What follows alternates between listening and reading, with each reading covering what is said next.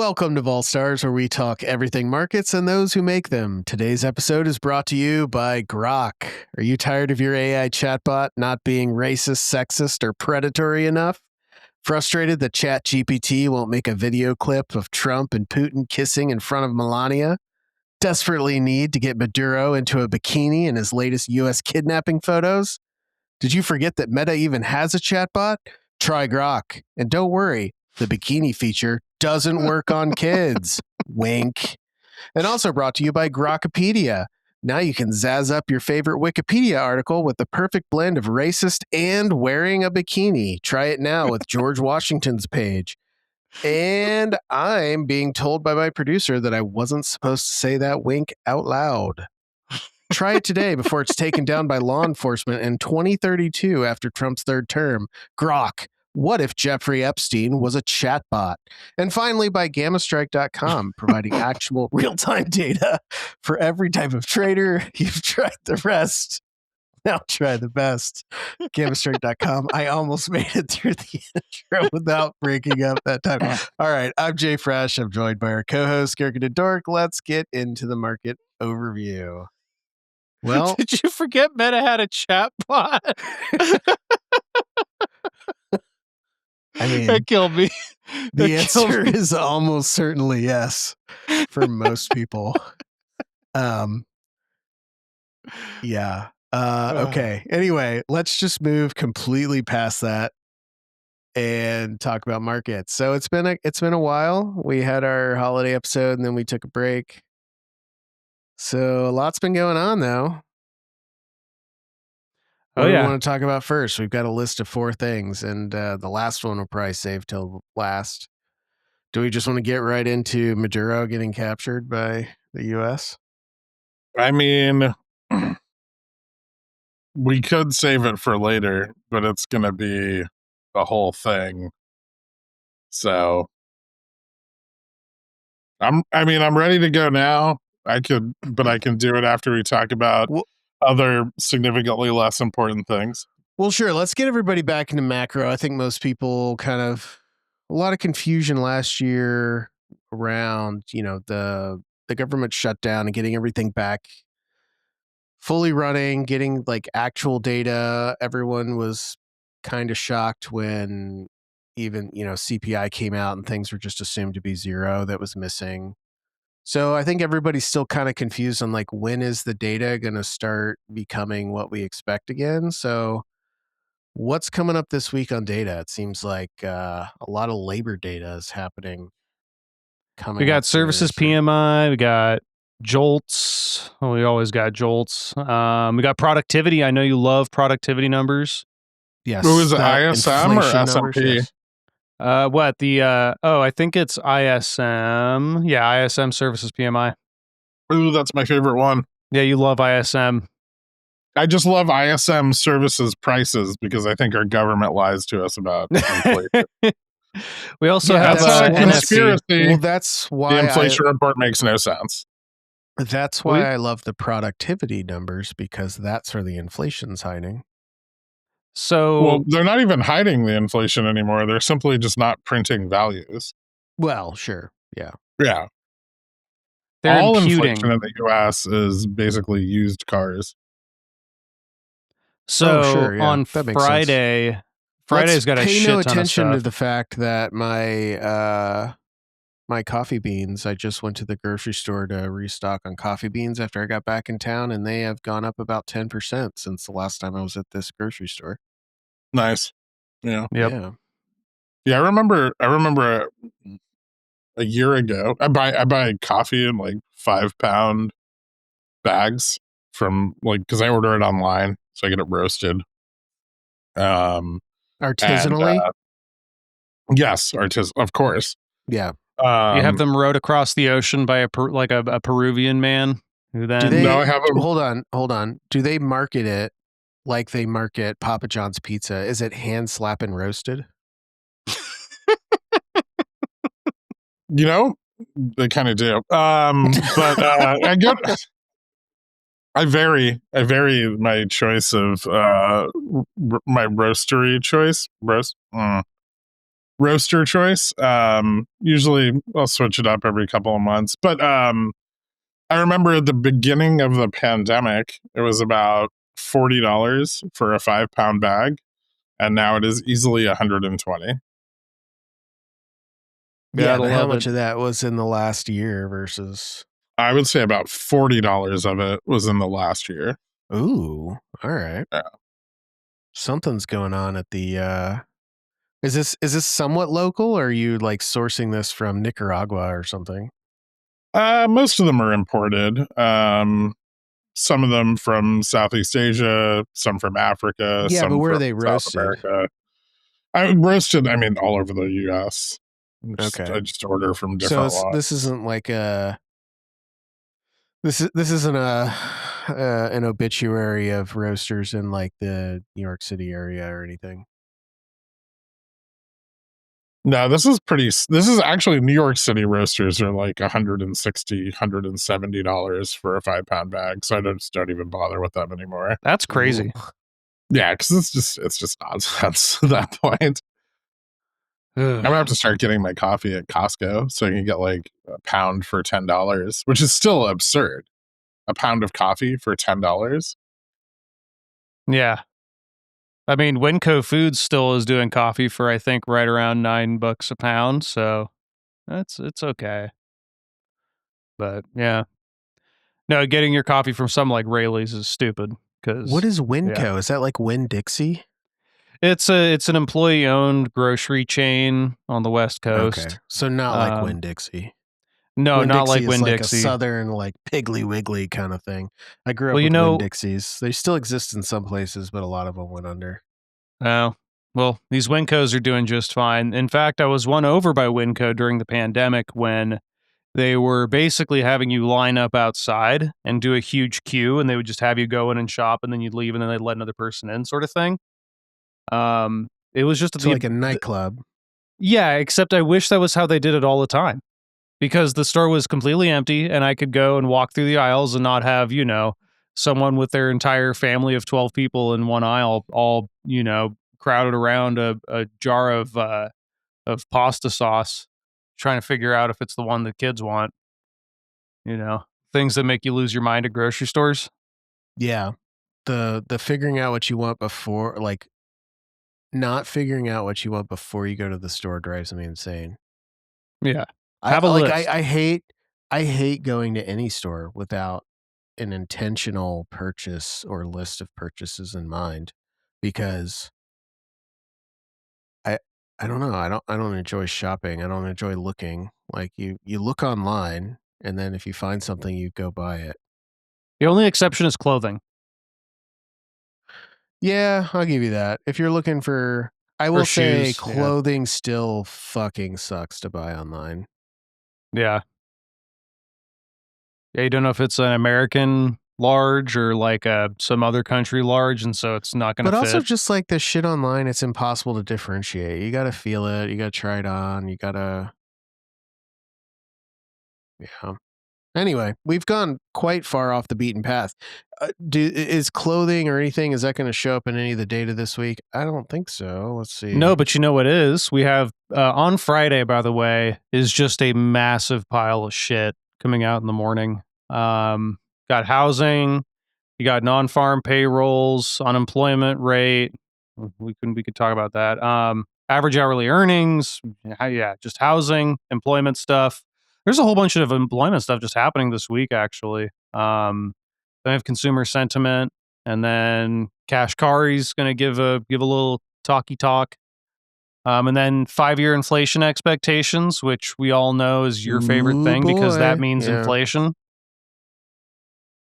I love how you guys think that every single thing on the economic calendar is my favorite thing because I hate all of them.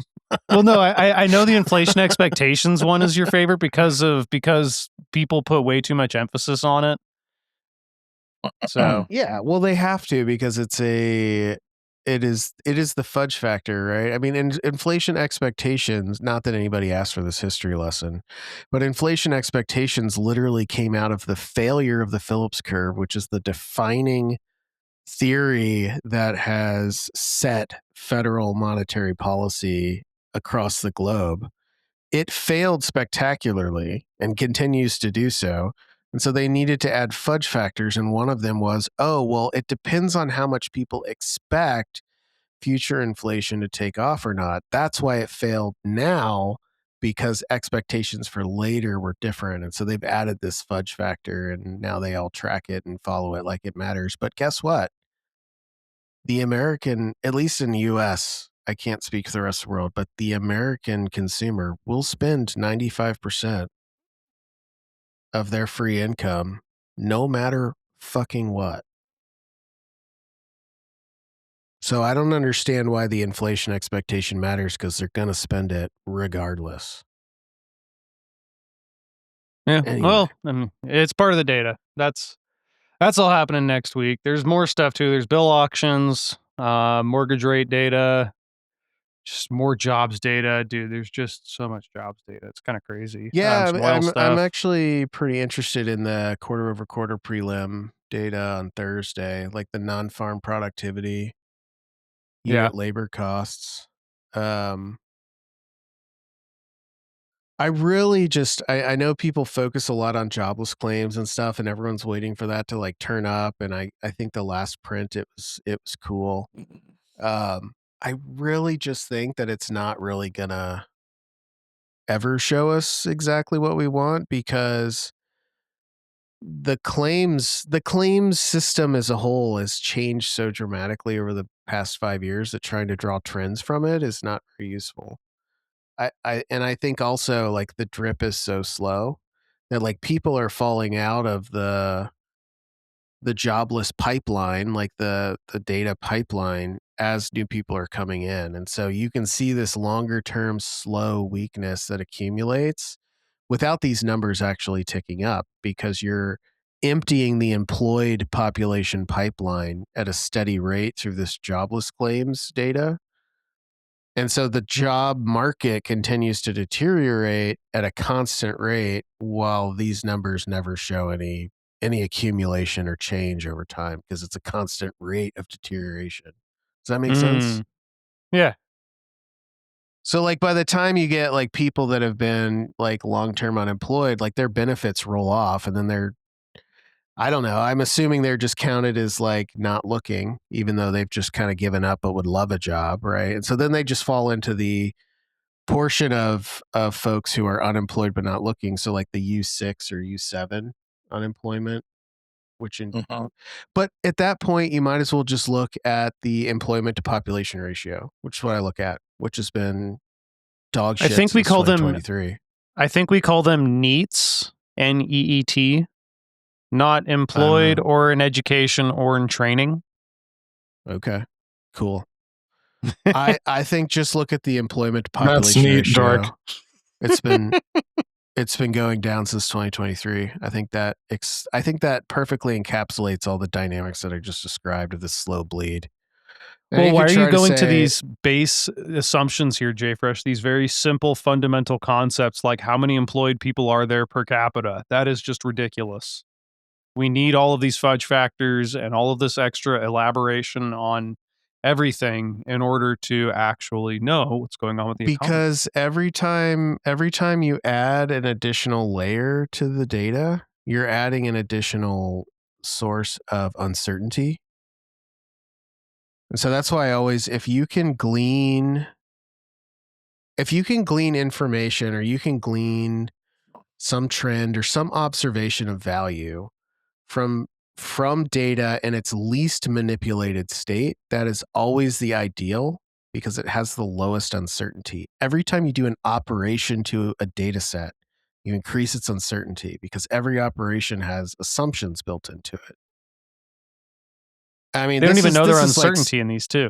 well, this is like standard. Like I've been dealing with it. I learned a lot of this in like grad school. It was like, yeah, you can take this really uncertain data set and you can perform all sorts of operations to it to make it look cleaner and make it look more like something that you could analyze.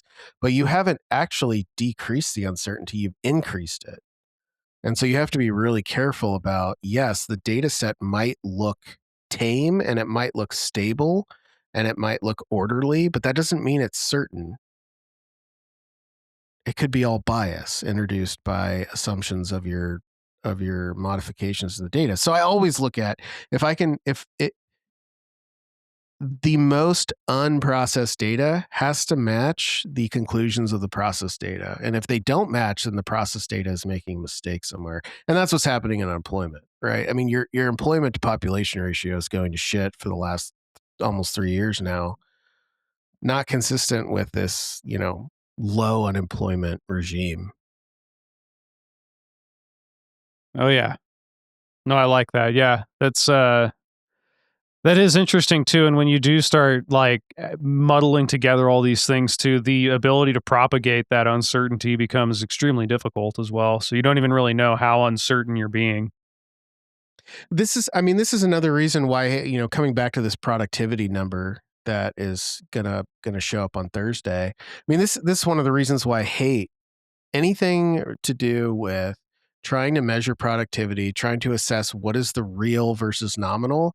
I think it's largely a waste of time, and I think it's largely wishful thinking, and I think it's impossible for biases not to be injected into that process, which is why nominal is nominal is real. Nominal is the measurement. Productivity is real is the interpretation of the nominal measurement. And the people who are interpreting the measurement all have, this very large desire to find a way to make the numbers look good. And you can think of productivity is one of the ways in which they do that. The bigger one though is the hedonic adjustments that they make to consumer goods. Like, for example, I remember, I was thinking about this the other day. I'll give you a quick example and then we can move on because I know I'm kind of lecturing, but it's been a few weeks, so I'm giving myself that leeway. I think about when I went to college. I think I just about somewhere around 18, going to college. Could literally put everything that I owned in the back of a sedan, and going to move into my dorm room for the first time. Bright-eyed, bushy-tailed, wanted a TV because why not? Who doesn't? Went to Best Buy and I found the cheapest TV that didn't look like shit. So the one thing that I allowed myself at the time was it was still CRT, but it was flat. So they found a way to do the rastering without having the curved, right? They modified the raster so they could do it on a flat surface. And I was like, you know what? I'm going to get a CRT, but I'm going to let it be flat. Because, at that time it was like plasma and LCD were still kind of fighting it out, and it wasn't sure who was going to win. And LCD still had a really bad dead pixel problem. Plasma had a really bad burn-in problem. So CRTs were still in the game at that point. Anyway, and all of that to be said is I picked one, and again, I had a slightly above minimum wage job at the time before I went to college. So I think I paid about $100 for a 13-inch TV. Maybe it was 14 or 15. I can't remember. Built-in speakers, whatever. I was just at Target over the break, and the cheap TV section. Yeah, it's flat, and yeah, it's 30, 28 inches or whatever, 30 inches. Maybe it was still in the 20s. It was about $100, $90, right? So, but if you go and look at, inflation data on TVs, right? The price of a TV has dropped 98% over that time.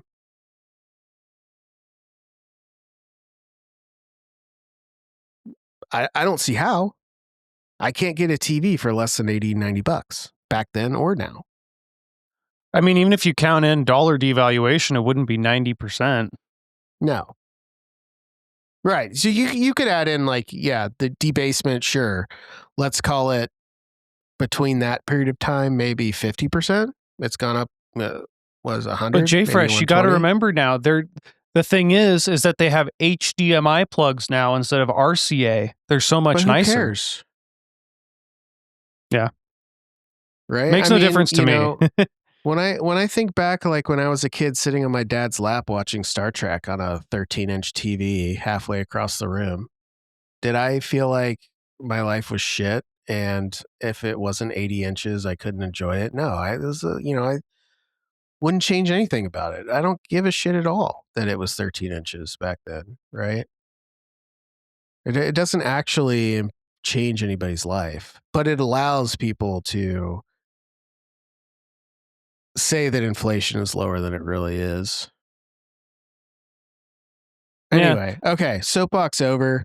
Are there any other data points this week? Yeah, we have some real exciting shit. We actually have import exports Yeah. What day is from that? October. Oh, also on Thursday. And wholesale Okay. inventories too. Also from October? Yeah, from October, yeah. God. I just couldn't be more excited about those two things. The impression was so hard for me not to say 13 inches would totally change your life at the end of that Hey. speech, but I resisted up what? until right now. Don't do with 13 what you can do with 5 and change on a good day if you measure from the right spot.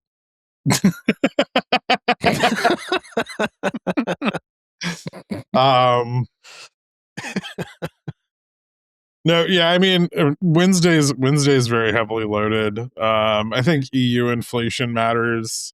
At least it's fucking current. And probably tracking actual costs of items. Is there anything from Japan this week? Ooh, you know what I'm really curious about? I'm really curious about the big SRF usage on the end of year. Tell people, SRF not me, usage, because I know what SRF is, but tell people what SRF is. I don't know. SRF is the standing repo facility. Okay.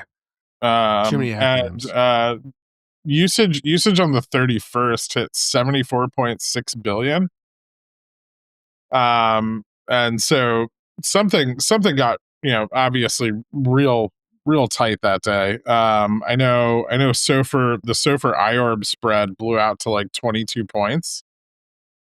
Well, that which was before they did the buying, right? Started buying. No, It's still doing that. Well, that was where it was at end of day. Wow. Yeah, something's going on. I mean, what do you think? What do you think is going on here? Well, the right? Fed pumped 34 billion in, which was all over FinTwit, and people were saying they were bailing out silver shorts and stuff. But I think honestly, maybe silver put some stress on short term funding, but I still think there's just a lot of stress in short term funding, and that's post Fed, balance sheet maintenance of $40 billion a month. Where is this stress coming from? This is what I haven't been able to figure out, because what I've been on the last couple weeks is I've been digging through all the stock buybacks from all these big banks, which over the last few years have been hundreds of billions of dollars. Mm-hmm. So how are we at a point now where overnight funding rates are getting stressed over 40 billion or so that the Fed is trying to manage? Well, How can $40 billion matter?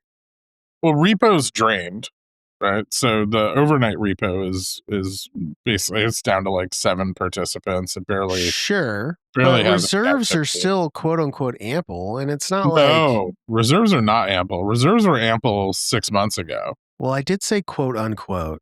Okay. Well, reserves are getting thin, actually. Reserves have been absorbing the shock. Yeah, okay, but just for some context, reserves are getting thin based on rules that dictate like the lower limits on what reserves can be had. But like we're talking about like 10% plus reserve, like set one reserves. At least in the case of like the mega banks. I mean, I could look at where reserve levels are right now.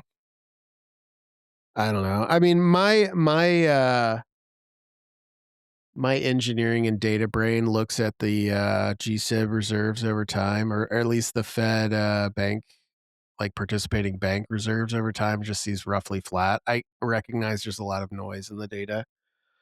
And so that's probably meaningful to people who are managing that money. But to me, it looks over a few years kind of flattish. Well, reserves are at about 2.88 trillion right now, and they've been just dropping. And they've Yeah, dropped but since weren't they kind of flattish around 3 trillion over the last few years? No, they were up around like 3.3 trillion. And then at one point they were at like 4.2. At the peak of 2021, reserves are around 4.2. They Yeah, okay. So fell. if people want to play around, people want to play along, go to fred.stlouisfed.org and look up reserves of depository institutions total, TOTRESNS. And since we had the big spike in in 2020, it's been, 3 trillion. Yeah, Yes, about it 3.25 was about the average. yeah, it went up to And like 4.2, sure, in like 2021, which is the height of like excess and inflation and all that. Then it came back down to the average. It's just kind of been sitting around. I will concede, yes, it has since August.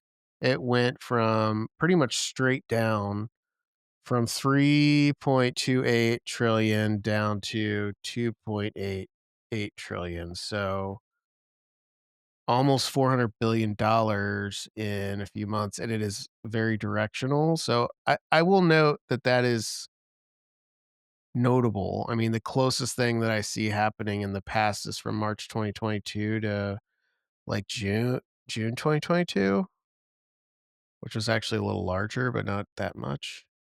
So something's well, going on there, sure, but well, the banks are feeling the pinch. And that's why we're seeing the interest rates between, the secured overnight funding and the interest rate on reserves get blown out so much in these periods like end of month where you have excessive demand for short-term cash. And basically, when everybody's leveraged to the hilt, and margin usage is near all-time highs, both institutionally and on the retail side, um, you run into a situation where those same as cash reserves are being very heavily pressured, and also in line and declining. so just sell some shares. Whoa, Well, yeah. I whoa, mean, that's hold the whoa! fuck on a second. I need you to That's calm down, Jay Fresh. I told somebody earlier today, they're just like, because I was making a shit post case that the Fed has done no tightening at all um in the last 20 years, like zero tightening at any point, and trying to make the case of why. And they made the argument of like, well, because like if mortgages roll off, who cares? Like the easing happened by taking the mortgages off the books of other people. If that rolls off, that's not a it's not a tightening, it's just a nothing. Like it just rolls off. Um but in the case of treasuries, right, there's always new issuance, right? That is more rolling. And so there could be an argument to be made that says, like, if the Fed's taking up fewer of them, then the banks have to take up more of them, which, you're swapping reserves for treasuries at that point, which could be causing some of the tightness. And my response is, I'll believe that it's tight for the banks when they cancel a stock buyback announcement. Hmm. Right? I mean, like, if they need cash, stop giving it to your investors.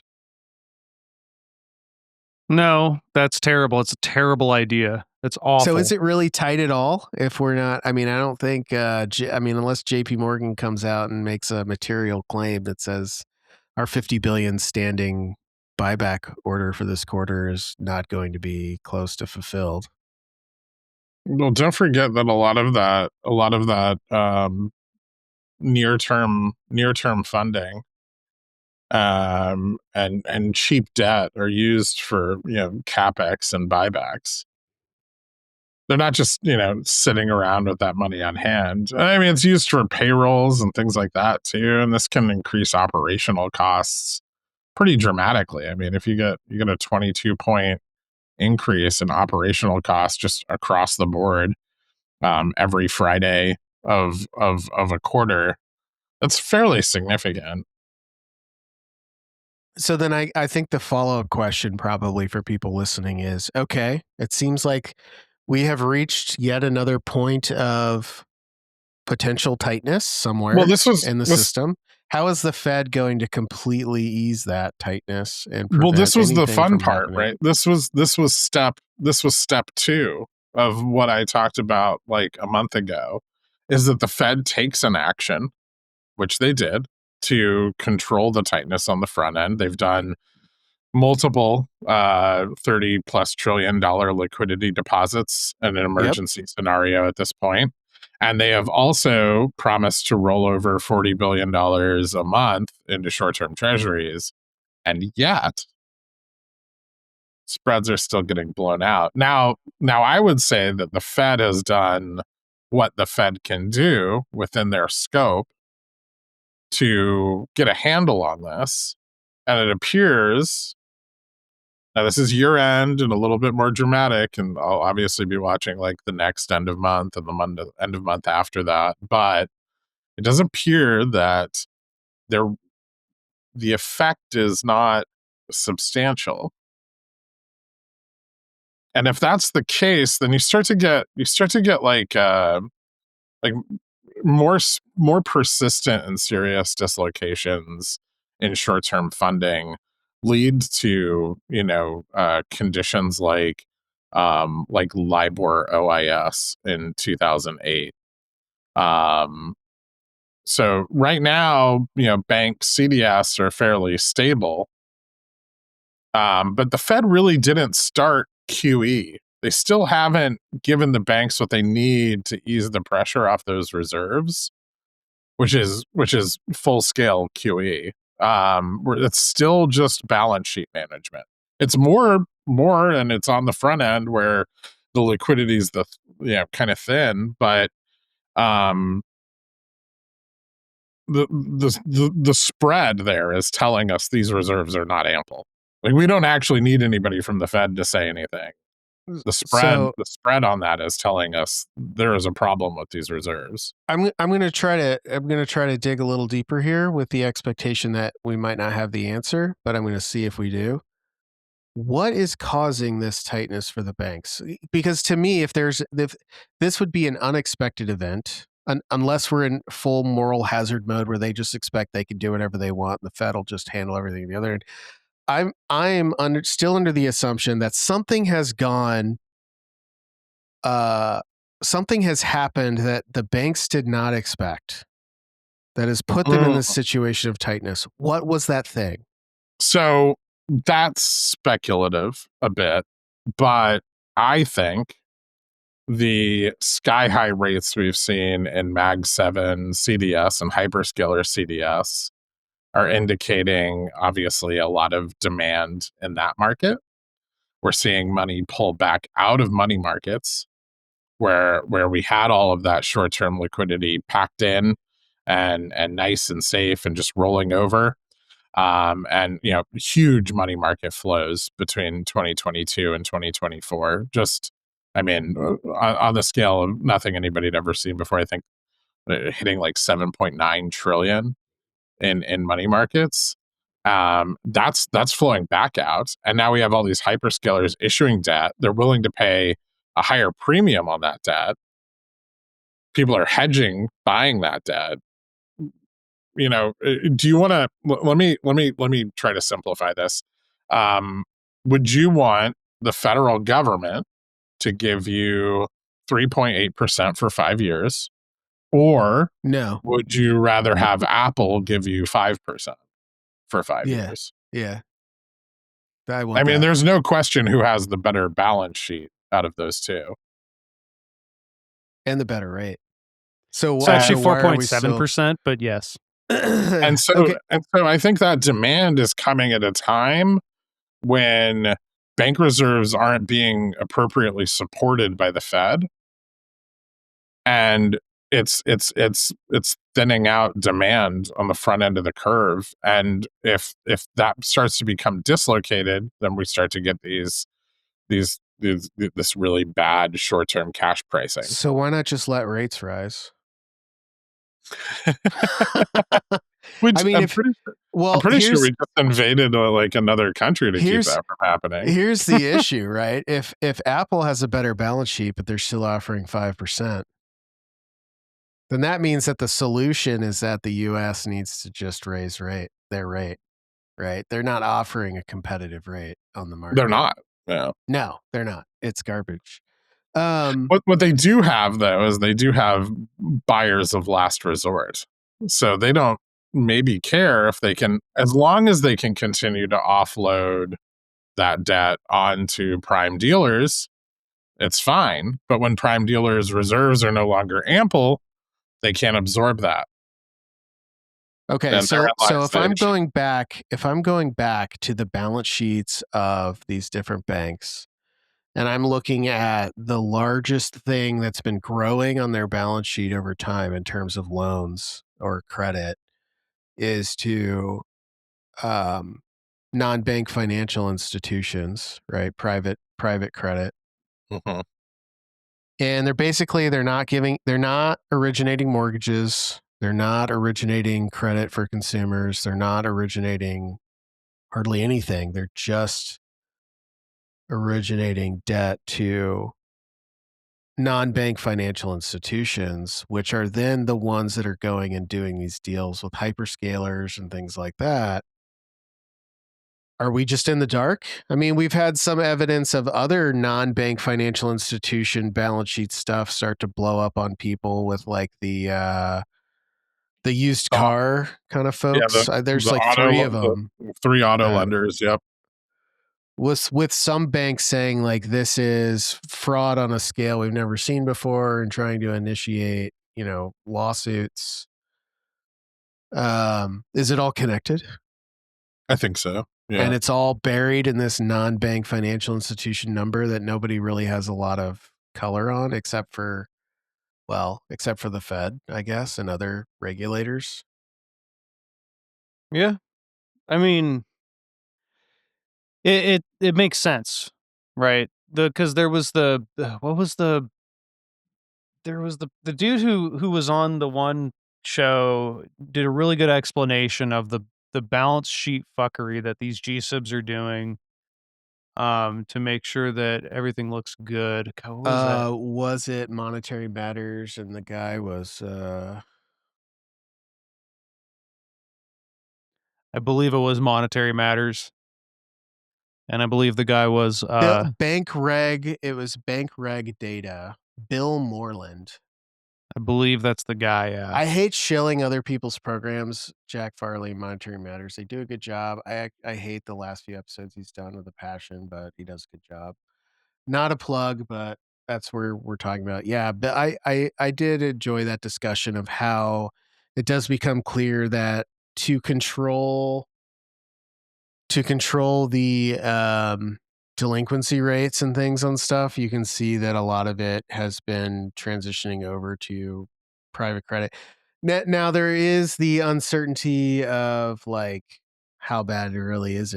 It's just a black box, right? It could be bad there, and in some cases it has been, but the whole point is we just don't know.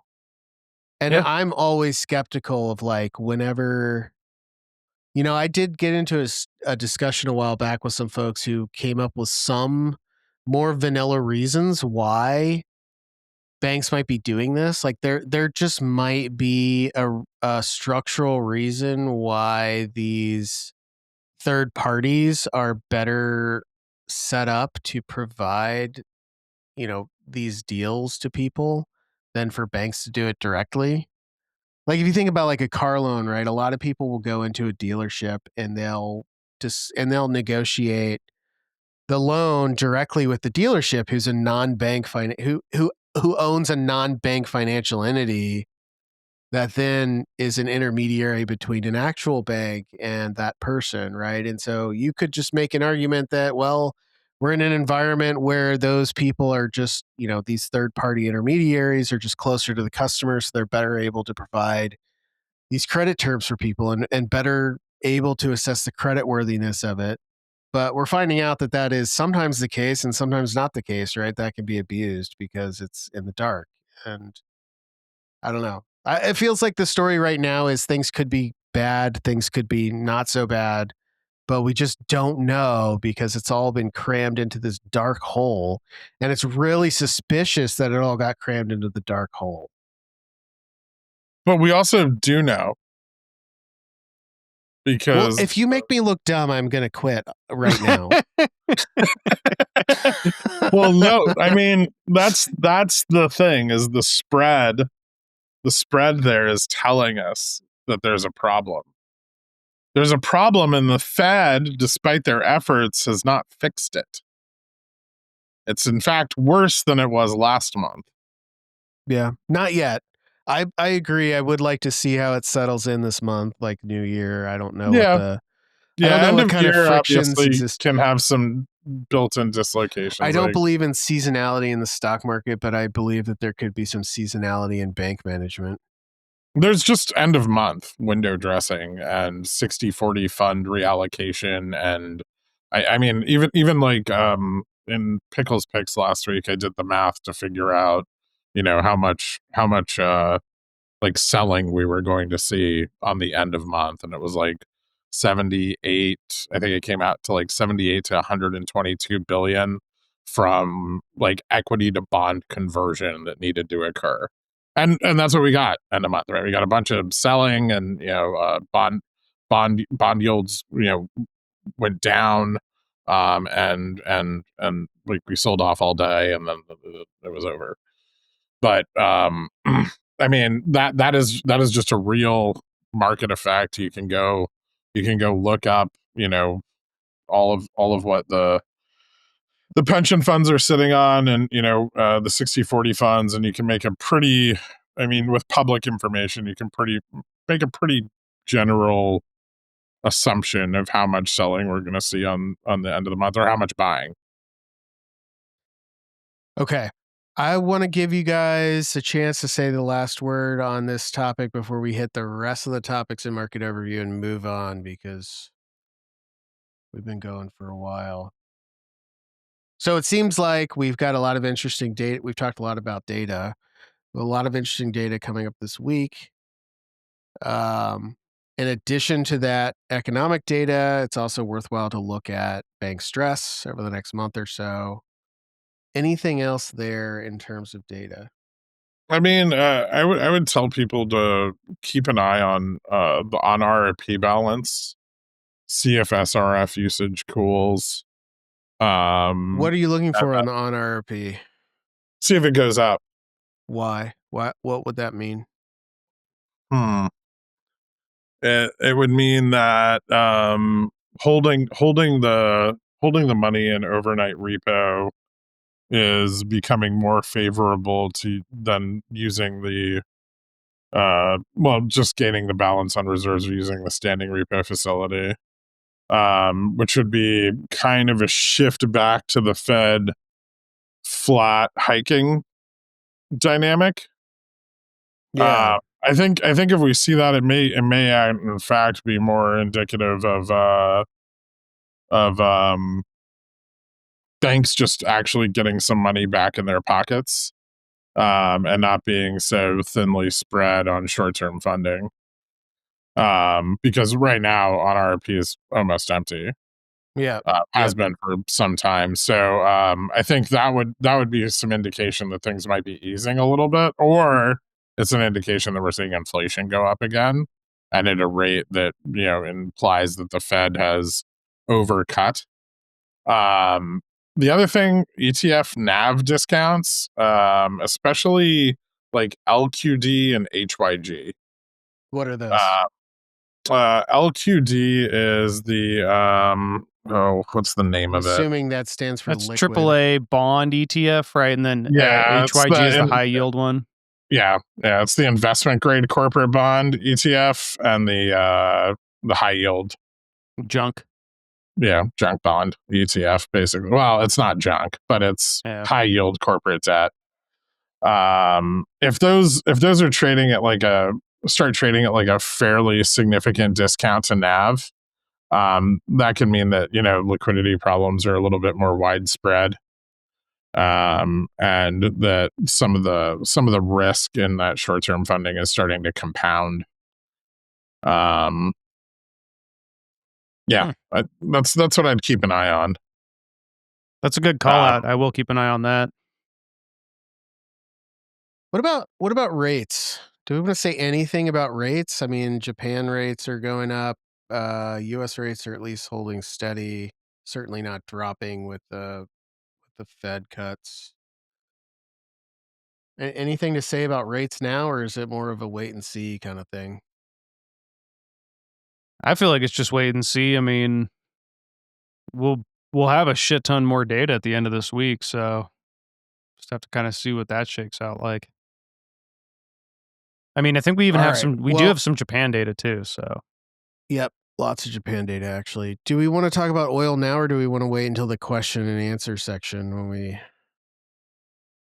feel like that's kind of wrapped into that. I mean, I think probably the TLDR is us doing shit in Venezuela is not going to substantially decrease the flow of oil. I mean, we basically want to take control of it, so it's only going to be good for oil availability, at least here.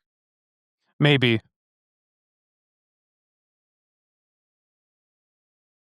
We're gonna have to do some infrastructure stuff. If we want to use Venezuelan oil at scale, we're gonna need to, I guess you'd call it, update our stuff to deal with their crude. I don't. No, it's not that it's not good enough. It's not good enough for our refineries. Is the color of the oil not light enough for you? It's look. It's just giving you shit. Hey, we're sponsored by Grok. I have to be racist. Wait, no, you were. Oh wait, no. Oh God, what do I do? Let's hold off on the oil until we get. We'll talk more about that. Yeah, I think oil's kind of wrapped up in the Maduro stuff. So another thing, we got some breathing room on some we got more taco, right? Didn't we? Did we? Bit. Taco light. We got a little bit of taco. On what? I think it was like home goods and stuff, like furniture. I don't know. Yeah, it was like shit. durables because no one wants to buy any of them because they're too expensive. Yeah. What if making them cheaper doesn't make them cheaper? What if we already have more durables in the world than we need? I don't know. That's just a crazy thought. I mean, it is crazy. All right. How dare you? We don't need durables. We need grok. Okay? Why do we call them durables when you have to throw them out every 5 years and buy new ones? I don't know, because you don't actually have to throw them out unless you want to. You just get sick of them after 5 years and then you replace them.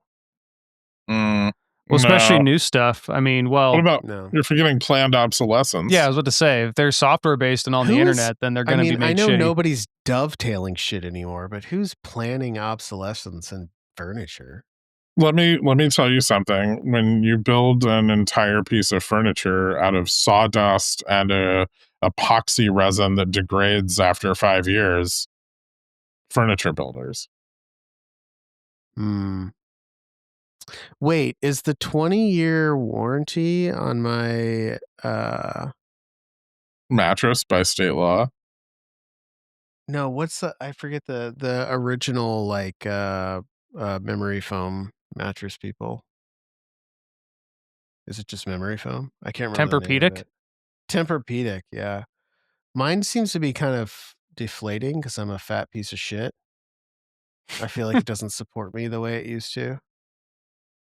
And sometimes I'll sit on my wife's side of the bed just to see how much firmer it still is because she's less fat than me. And it's noticeably different. So I've blown out my Tempur-Pedic. It has remembered how fat I am. Anyway. All right. Last topic. do we want to talk about AI and CES? I feel like we should just wait till next week after CES has started. And Yeah, I can't wait to discuss the latest AI wearables. Yeah. Seriously, I'm so down. Let's do it. That's actually, don't tell JFresh because he's not looking at the screen right now, but that's actually going to be his Christmas present from GammaStrike this year. I swear to God, if you don't just AI send me cock ring. money, actually, What? just send me my hat. Send me my hat. Where's my hat? Just give me the hat. You already What made the hat? hat. You don't even There's have no hats. What are you talking about? Okay.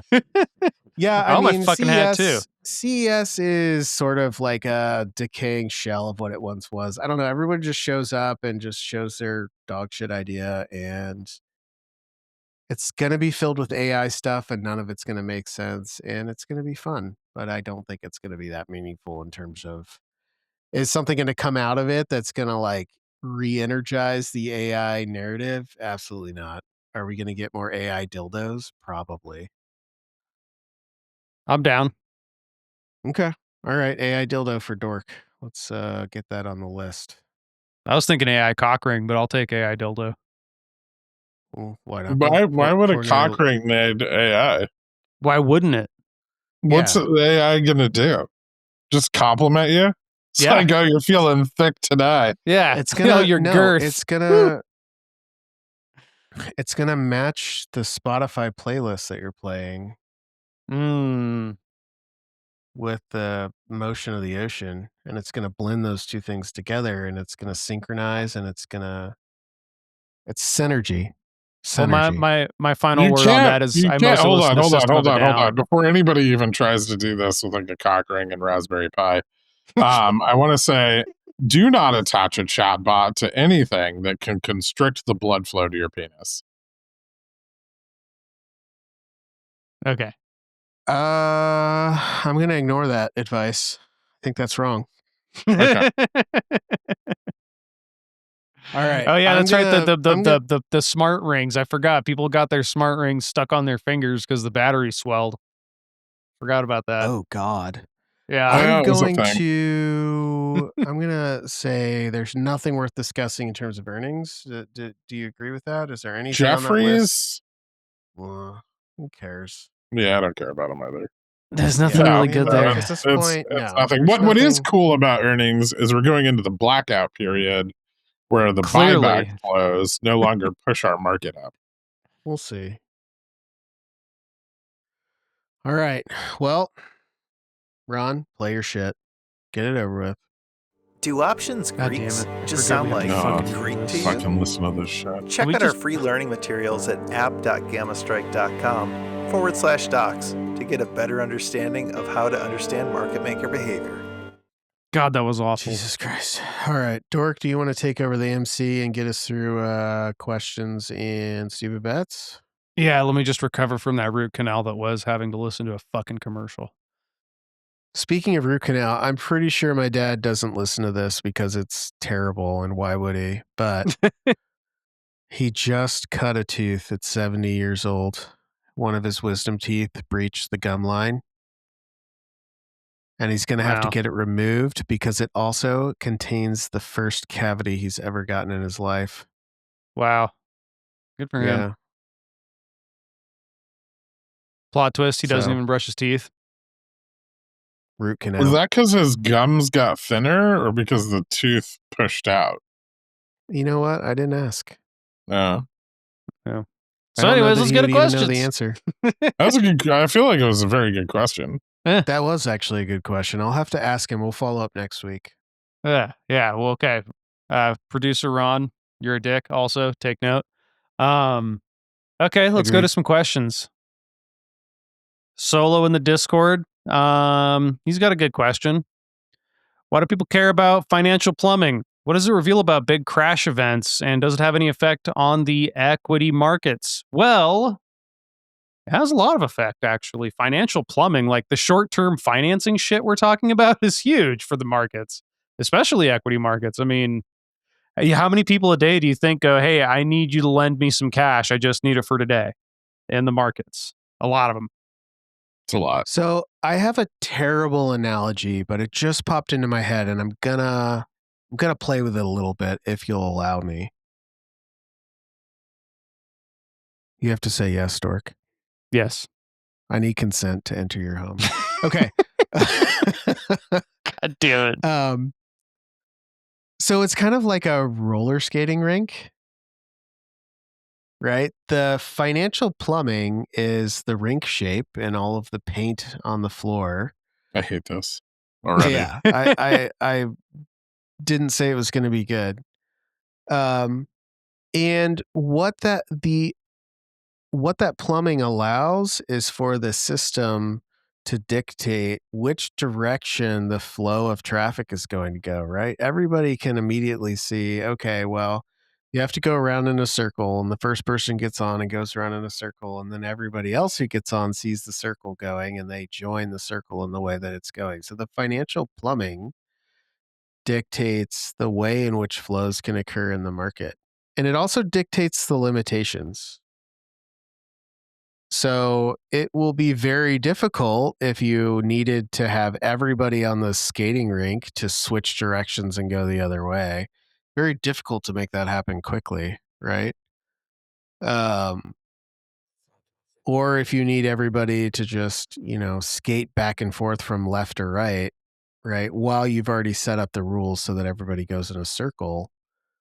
Very difficult to do that in an orderly fashion. And so the financial plumbing kind of sets the boundaries in with which market participants act and the limitations with which they can make changes. And so understanding the plumbing helps you to understand, why failures occurred, where weaknesses are, and, how to exploit them. Right. So I don't know. I spending a lot of time on the back end. I think a lot about the financial plumbing, and I think it's fascinating.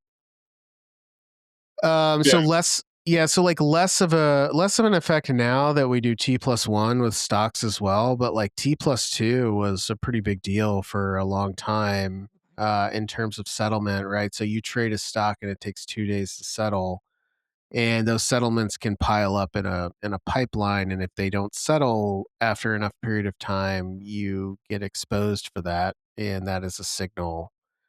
And so understanding all of those dynamics is really important. It's still important. It can still back up, but with the T+1 settlement, it reduces that friction a lot. But understanding that friction and understanding how that friction has changed over time and how that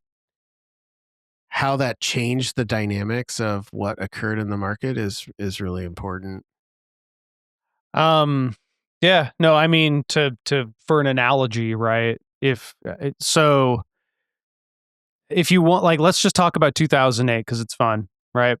So 2008 market crashed, all hell broke loose, right? If you don't know anything about financial plumbing, you're not going to understand sort of how that happened, right? Sure, you can watch The Big Short and they do a decent job of kind of going over the mile high view, but what they don't really talk about is there was like one particular scene in there where Michael Burry was arguing with one of the people who he had his CDS open with. And he is on the phone and he goes, but they are correlated, right? What he was actually talking about was all these tranches of debt and how they're all supposed to be completely uncorrelated, but they all happen to be correlated, right? And so like the default risk of the shittiest stuff and the nicest stuff was all pretty much the same, right?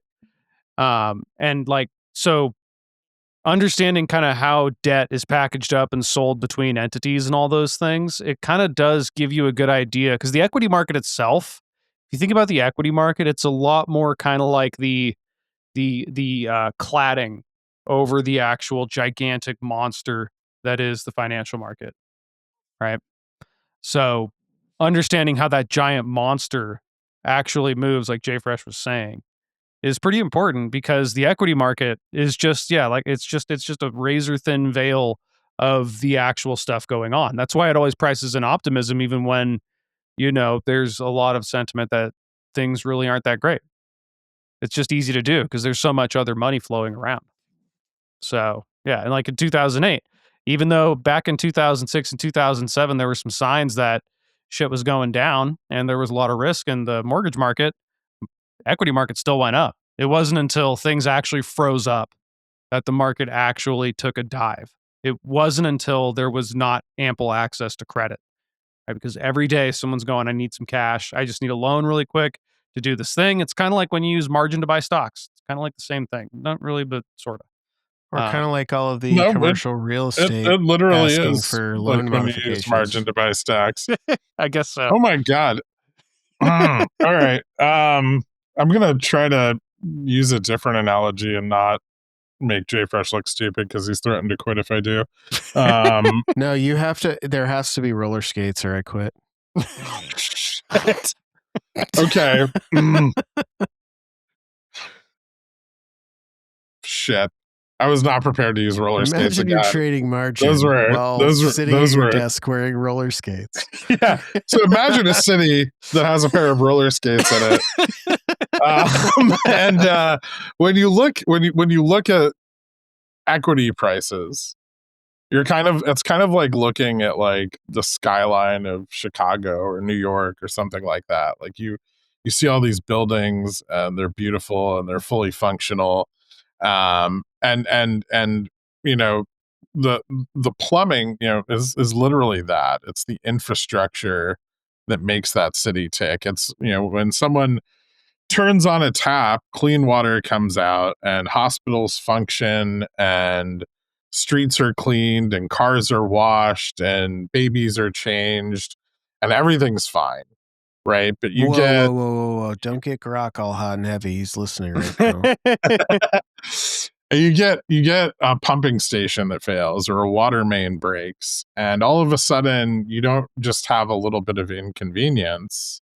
You have flooding and shutdowns, and you have houses that are nowhere even near the initial event suddenly lose services. And another analogy would be like you have a high performance engine and the cooling system goes out, and it doesn't just get worse slowly, it seizes, it's dead on the spot. And that's what this market plumbing does. Like these like little funding stresses that we make such a big deal out of, and most people look at them and they're going, oh my God, it's like 22 points. It's like a quarter of a percentage. Who gives a shit? But it's not just a quarter of a percentage. It's a quarter of a percentage extrapolated over hundreds of billions of dollars that are flowing through these short-term liquidity processes. And these short-term funding stresses can push up those premias, which is what we're seeing. And the financial conditions will immediately tighten everywhere else. And you know how they rate equities, and banks come out and they go, we're re-rating and Jefferies and like S&P, and they rate all these corporations. Well, now all of a sudden they've got to change the rating on them because the conditions have changed, and especially like companies that have long projected growth over 10, 20, 30 years. Companies like Nvidia, Apple, where people expect them to continue to grow into the future. All of a sudden, all of these companies need to be re-rated because PEs have changed and the assumptions around forward PEs change immediately. And then all of a sudden everybody has to start selling things that are liquid because they need immediate liquidity, because the cost of immediate liquidity to borrow is too high. And then the only place to get it is to sell things that you can turn into cash right away. And so they start dumping futures and ETFs, and they start selling winners, and then they reduce their gross coverage and they unwind basis trades. And then equities start to fall because of a problem that started somewhere else is now impacting them. And then as that liquidity thins, the market starts to react, and realized volatility goes up and correlations move up, and then systematic strategies and vol control and trend followers and options dealers all start to amplify every single move in the market at the high and the low. And all of a sudden, that little 22-bit move takes everything down with it.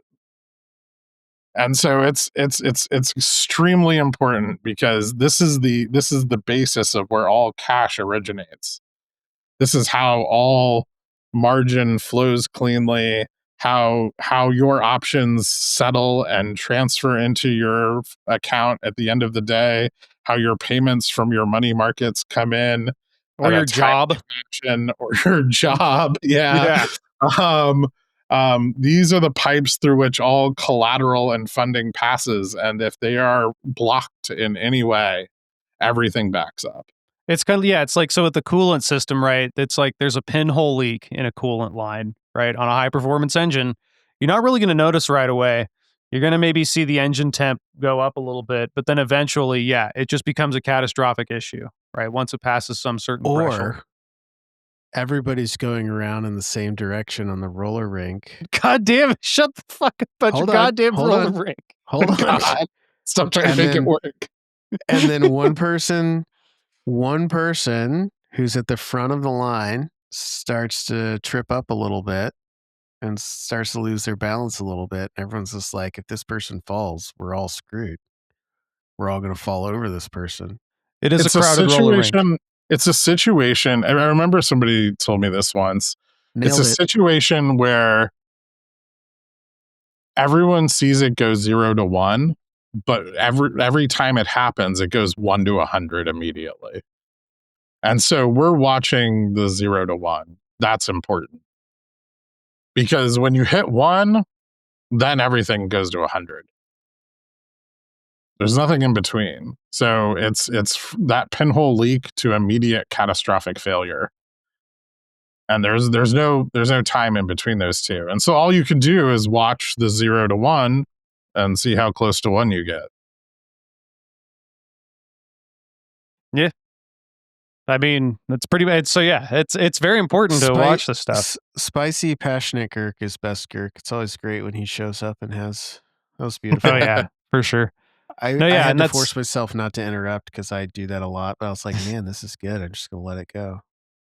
Yeah, so it's important to look at financial plumbing and to keep track of, the wellness of how money flows through our universe, because it'll give you early signs that there are stresses. Should you just, go full idiot and do stupid stuff because of it? I don't know.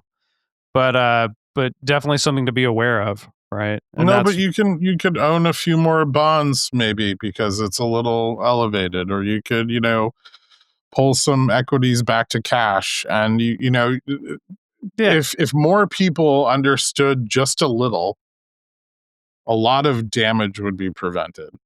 Yeah. So on that note, I'm going to open up a line of credit on my house, and then I'm going to use that to buy 0 DTE pets. No, to get another house, open another line of credit, and then that one's going to be bigger, and I'm going to use that for options. Yeah, that's what you were supposed to do when you were buying your Airbnb properties. But wait, then I'm going to use payday loans, and then throw that all into a margin account. Those people are all getting fucked right now. You have to use payday loans to you use the payday loan, or ideally just start dealing drugs, and then you use the drug money. You can use the drug money to pay your overpriced Airbnb charges and book your own house out for an entire year. And that's how you launder the cash. Oh, I was thinking just buy Bitcoin and then use that as collateral. Whoa. Wait. Can we do all of this with a shrimp farm in a pool? Yeah, absolutely. Shrimp are way overpriced. Have you looked at the price of shrimp lately? Yeah, it's ridiculous. I haven't, but I did. You know what? In Texas right now, filet is going at $42 a pound. Mm-hmm. And I was just in Georgia, and filet was $22 a pound. But you know what? The filet kind of tastes better here. Although I had better cooking tools. I cooked a couple fillets in Georgia, and they weren't quite what I was expecting, what I was hoping for. So it's the humidity. Were they the bacon wrapped kind that come in plastic packages? No, it was no. No, okay. So why would the Texas one be better when they both come from Brazil? Dare you? I don't know. Oh man, I didn't ask what the origin or the name of the cow when I see. So it wasn't a Texas fillet. This is just bias. This is your regional bias. Speaking of South America, that was the weird thing. Anyway, Speaking of South America, I think it's time we moved on to the big honker. My body's ready. Maduro in a bikini. Let's go. STD Slot Machine on Twitter asks, what are the potential impacts of the USA/Venezuela? He says oil situation. I'm just going to call it situation. Okay, so I don't know. I'm not an expert on that. I mean, I'll just answer his initial question first, and then we can expound on that. The initial answer is fuck all. I don't think the U.S. stealing Maduro in the middle of the night in his bikini actually changes anything about the current state of the international oil market. I think that will continue, at least in the short term, to be dictated by BRICS, demand, and international trade. I honestly don't think any significant amount of Venezuela's dirty oil is coming out of there or getting refined anytime soon. If you guys don't know, Venezuela's oil infrastructure is dated, is a nice way to put it, and barely functional. And there's going to be a huge amount of demand immediately to repair that. And that is going to take quite some time. It's a massive infrastructure project that will probably require a lot of money. I'm hoping our government pays for it because that'll be great for yields. And then, Exxon already paid for it once and didn't get their money back. So yeah, I don't think the Venezuela oil situation is a situation at all right now. However, we can now expound on what else this situation means, because it does have some pretty far-reaching implications. Yeah, and I I don't want to do the MC job here, but I had to look up what the fuck the Don Rowe doctrine was from the next question, which which seems to be completely separate. But the Don Rowe doctrine is, I guess, I don't know. It's not a portmanteau. It's some weird change of the Monroe Doctrine, which was basically saying that Europe shouldn't mess with Latin America. Let the Americas work their own shit out. Basically saying the U.S. saying that, hey, this is our realm. Like, get out. Yeah, I mean, the Monroe Doctrine. Actually, this is kind of an important part of this whole thing, because this is what's being used as the precedent for committing what is arguably an illegal action. And this isn't the first time a U.S. president has tried to use the Monroe Doctrine to do whatever the fuck they wanted in South America. I'm sure it won't be the last time a U.S. president uses the Monroe Doctrine for that purpose. However, it is just a foreign policy statement. It's not codified. It's not law. It doesn't actually do anything. This was James Monroe's treatise on how he believed international relations should be handled by the United States in an era where ships were made of wood. And that's all it is. And basically he said, we don't want Europe establishing more colonies in the Americas. This is our side of the world. Fuck off. And Teddy Roosevelt used that in building the Panama Canal, and both of the Bushes used it, and we used it to try to use the CIA to set up dummy governments in South America, all of which failed. That was a great tactic. I was just about to ask. That worked out great, right? Yeah, no. Actually, of all of the governments that the U.S. has tried to establish, the only ones that I can think of that have been successful were Japan, Germany, and Italy following World War II.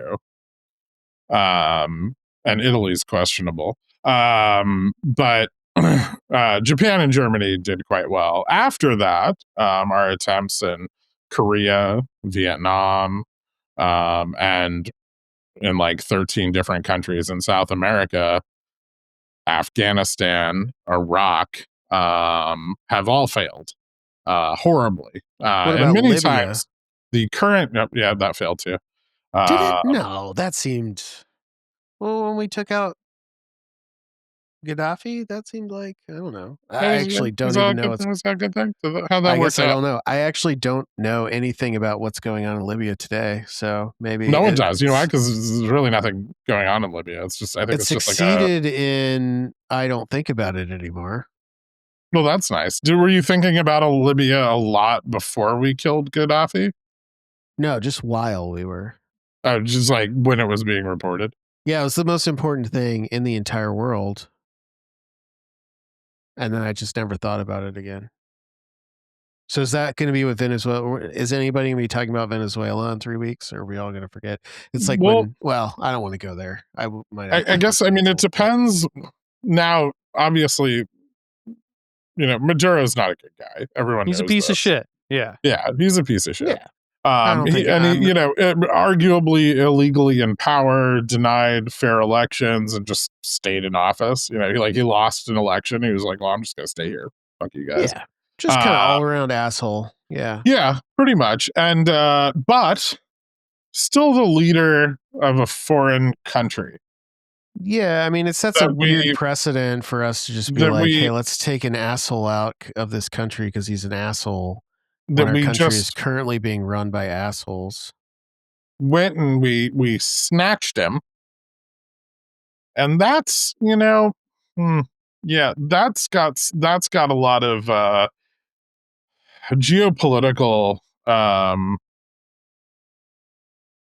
ramifications. Well, didn't Interpol have something out on Maduro? Oh, who gives a shit? I mean, it doesn't matter. You still have to extradite somebody via, you know, the law and due process. You can't just kidnap people, especially leaders of countries. And We well, clearly can. okay, you can, but you know, it's not normal. It's against established norms. It's To can go and versus kidnap. should. Oh Yeah. no, the established norm. What will happen if we break one of those? Well, here's the interesting thing: is now Russia can go grab Zelensky, or China can go grab the Taiwanese premier or the prime minister of Japan, or you know, Wait, can the South USA grab Korea Snowden Yeah, now? but those can are go. hold on. North Korea can Are go any of grab. those people assholes though? Doesn't matter. No, it does. Clearly, the policy is you because can snatch an asshole and put them in a bikini. What Trump's action has done is it allows any state government to press charges against a foreign national and then go abduct that person and Okay. bring them to trial. You say press charges, I say free vacation to a first world country.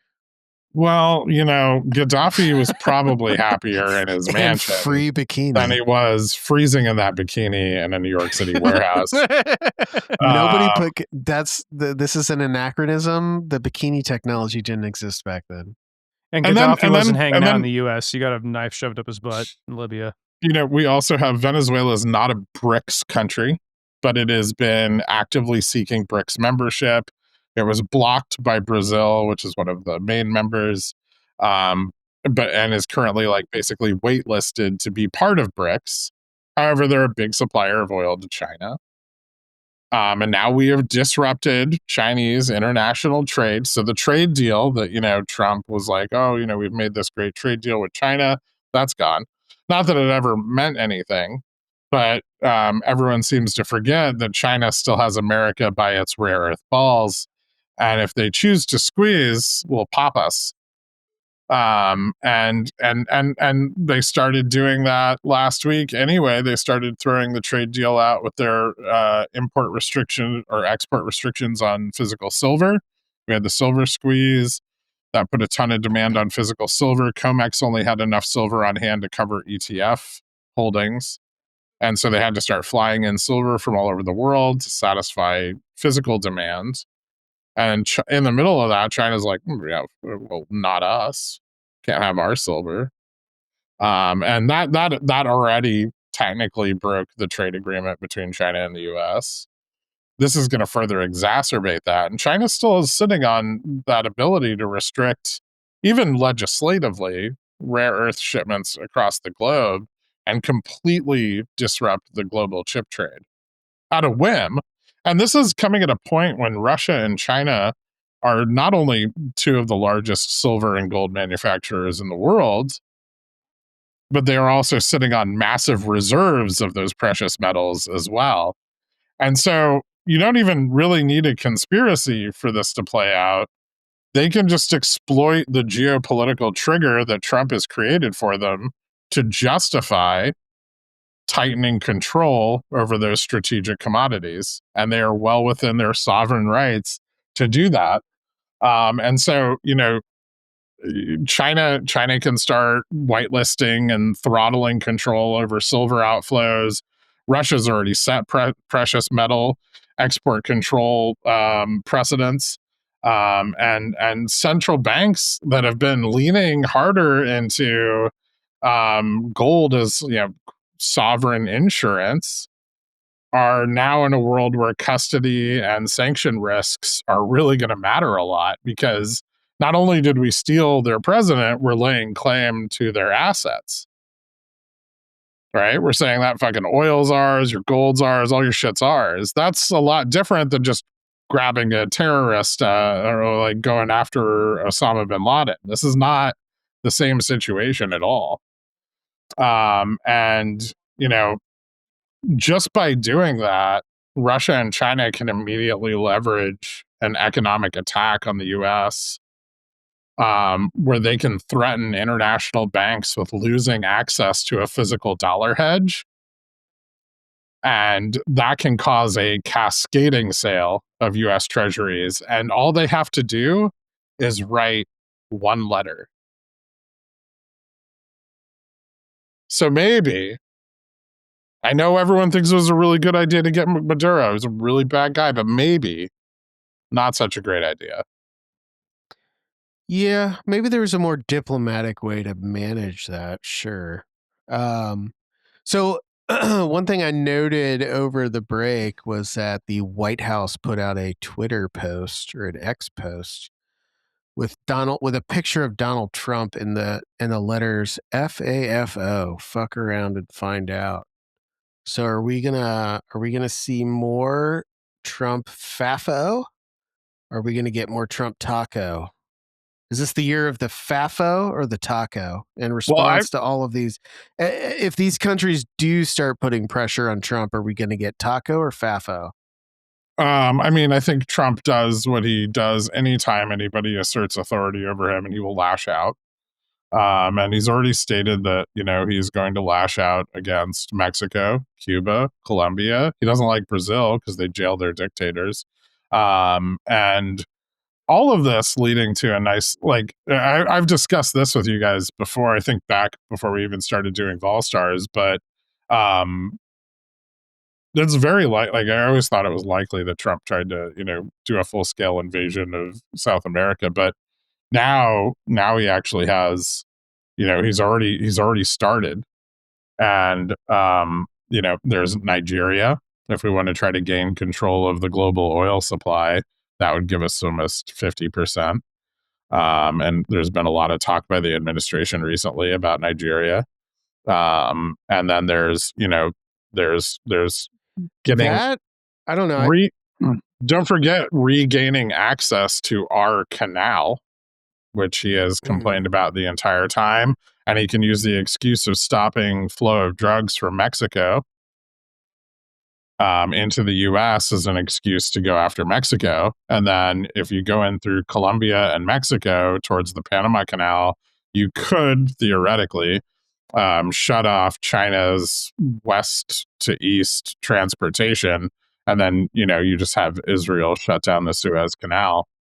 And you've economically blockaded China from the entirety of the world, which might be the only leverage we could have against a blockade of rare earth minerals. Because bombs actually don't need chips. And actually, bombs do need chips. Nope. You can just make a big metal can full of explosives and drop it on people. Yeah, I guess so. But at the same time, really, really good bombs. We killed chips. 77 million people once with just garbage cans full of explosives. Those were filled with I'm pretty sure it was napalm No, I was talking about World War II. Yeah, I was talking about the fire bombings. Oh, he was talking about the nuclear bomb. Yeah. So I have two questions. Number one, when would be a really great time to go and vacation in South or Central America before everybody catches on to the great new, USification of that region? That's the first question. And the second question is, when do we invade Canada, and can Justin Trudeau and Katy Perry stop us? We probably won't invade Canada. So I was talking to people earlier about this on stream, and basically any country backed by a sovereign power with nuclear capability is likely hands off because of mutually assured mass destruction. And so Canada's probably out because of the UK and France. I would say most of Europe's probably out. China, Russia, Greenland, India, Pakistan, and then we forgot about that. And any countries substantially connected to those countries. Other than that, fair game. US So what you're saying is that Katy Perry is a sufficient deterrent from invasion. I wouldn't want to be in the same country. I don't actually know which country she's in right now. I don't either, but yeah, that's fair. Excellent points. Well, okay then. I guess is that the Venezuela situation then? We're just gonna kind of nothing's really gonna happen at first, and then we're gonna find out. I mean, there's so much more, but it gets in the weeds really fast. I mean, this is a we already market promised Ron podcast. we wouldn't go for 2 hours tonight. Yeah, well, it's a politics podcast. I will say that the plan of attack is very blitzkriegish, and then I also wanted to note that there have not been this many Nazi Nazis. German words. Hold on. There have not been this many Nazis in Venezuela since the late 1940s. Fuck. That's all. All right. We should move on before Grok gets any ideas. Okay. That's true. Yeah, Grok's listening right now.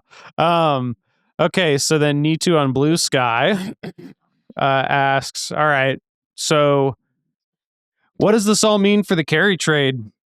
Is Japan's sovereignty and security affected by this, right?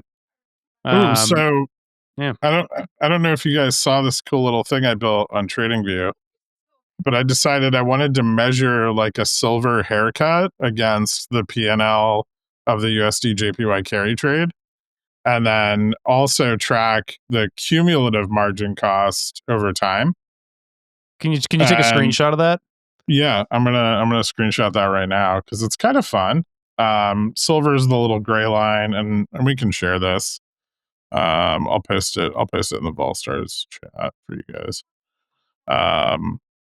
Silver is the little gray line, so positive, negative, and that's the impact that silver, or like XAG USD, so like US dollar to silver, has on the carry, like the USD JPY carry PNL.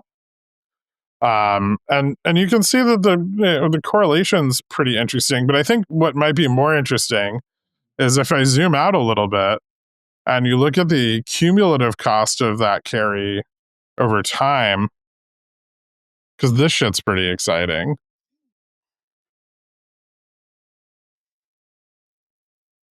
Ooh. Number go down. Yeah, to about like negative 16% recently.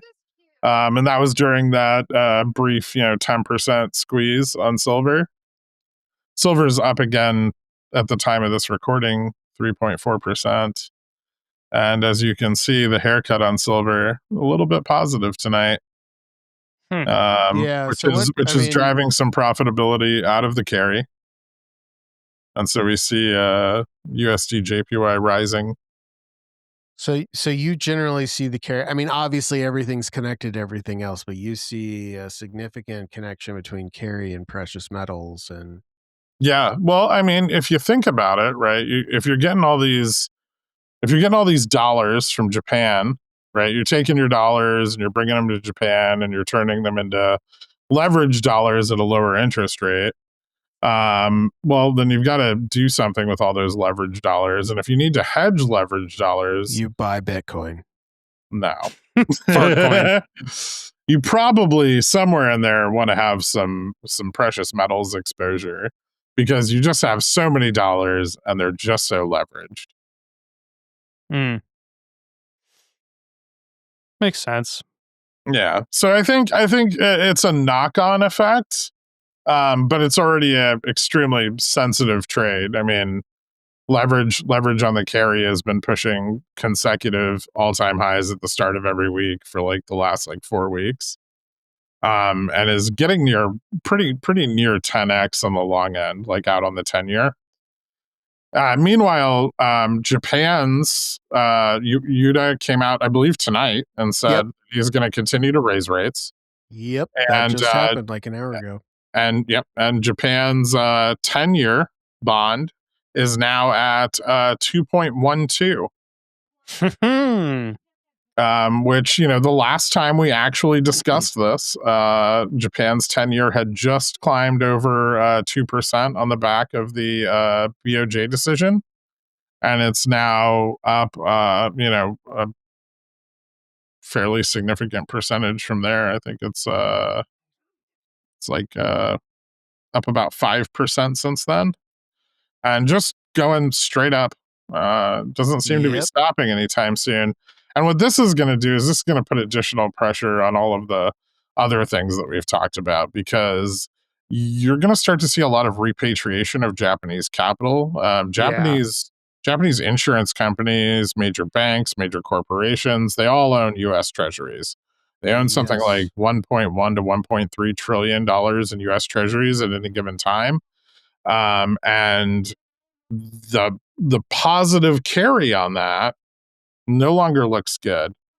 And instead of allowing the carry on their portfolios to turn negative, in fact, almost every portfolio in the world, because they're all balanced around Japan having free money, we're going to see a repatriation of those funds. And that means that, over the next 6 months to a year, as Japan continues to raise rates and the yields on their bonds continue to rise, we should expect to see that money go back to Japan, where that yield on carry is positive. And that is what the bond market is pricing in, and there's really no way around it. Wait. Can I ask a question then? This would be a mechanical selling of U.S. Treasuries. So Dork, you're the MC. It's literally your job to ask Well, questions. then I have to ask a question here. Does this mean that American mortgage rates are actually about to be fairly priced? Now, a lot of listeners are going to think you paying 2%. But I know that you mean 11 to 12%. If our listeners have been listening since the beginning, they'll know after our big carry trade discussion. They'll know. The beauty of an America with 12% mortgage rates, after, of course, all the MBSs collapse and our Fed goes under, is people will be able to buy homes. Is that, houses are going to get real cheap. Which is great for Main Street and terrible for Wall Street. I think that there might be something that happens before that. I think there's one last bout of fuckery. So we got one last round. I don't actually know if that's true. I'm pretty sure that they keep surprising me. If we go for another bout of quote unquote fuckery, we might just get downgraded by everybody. And you know what? I think we'll do it without hesitation. I think the fuckery would be fairly self-defeating at that point. It would be short-lived. But yeah, I mean, I'd like to buy a $30,000 house. My great-grandparents got to buy $10,000 houses. Why are mine so much? Yeah, but that's why you'll never be able to. Well, no, you will. But you won't want them then. Yeah. You're not going to want the house you own if it's worth $30,000.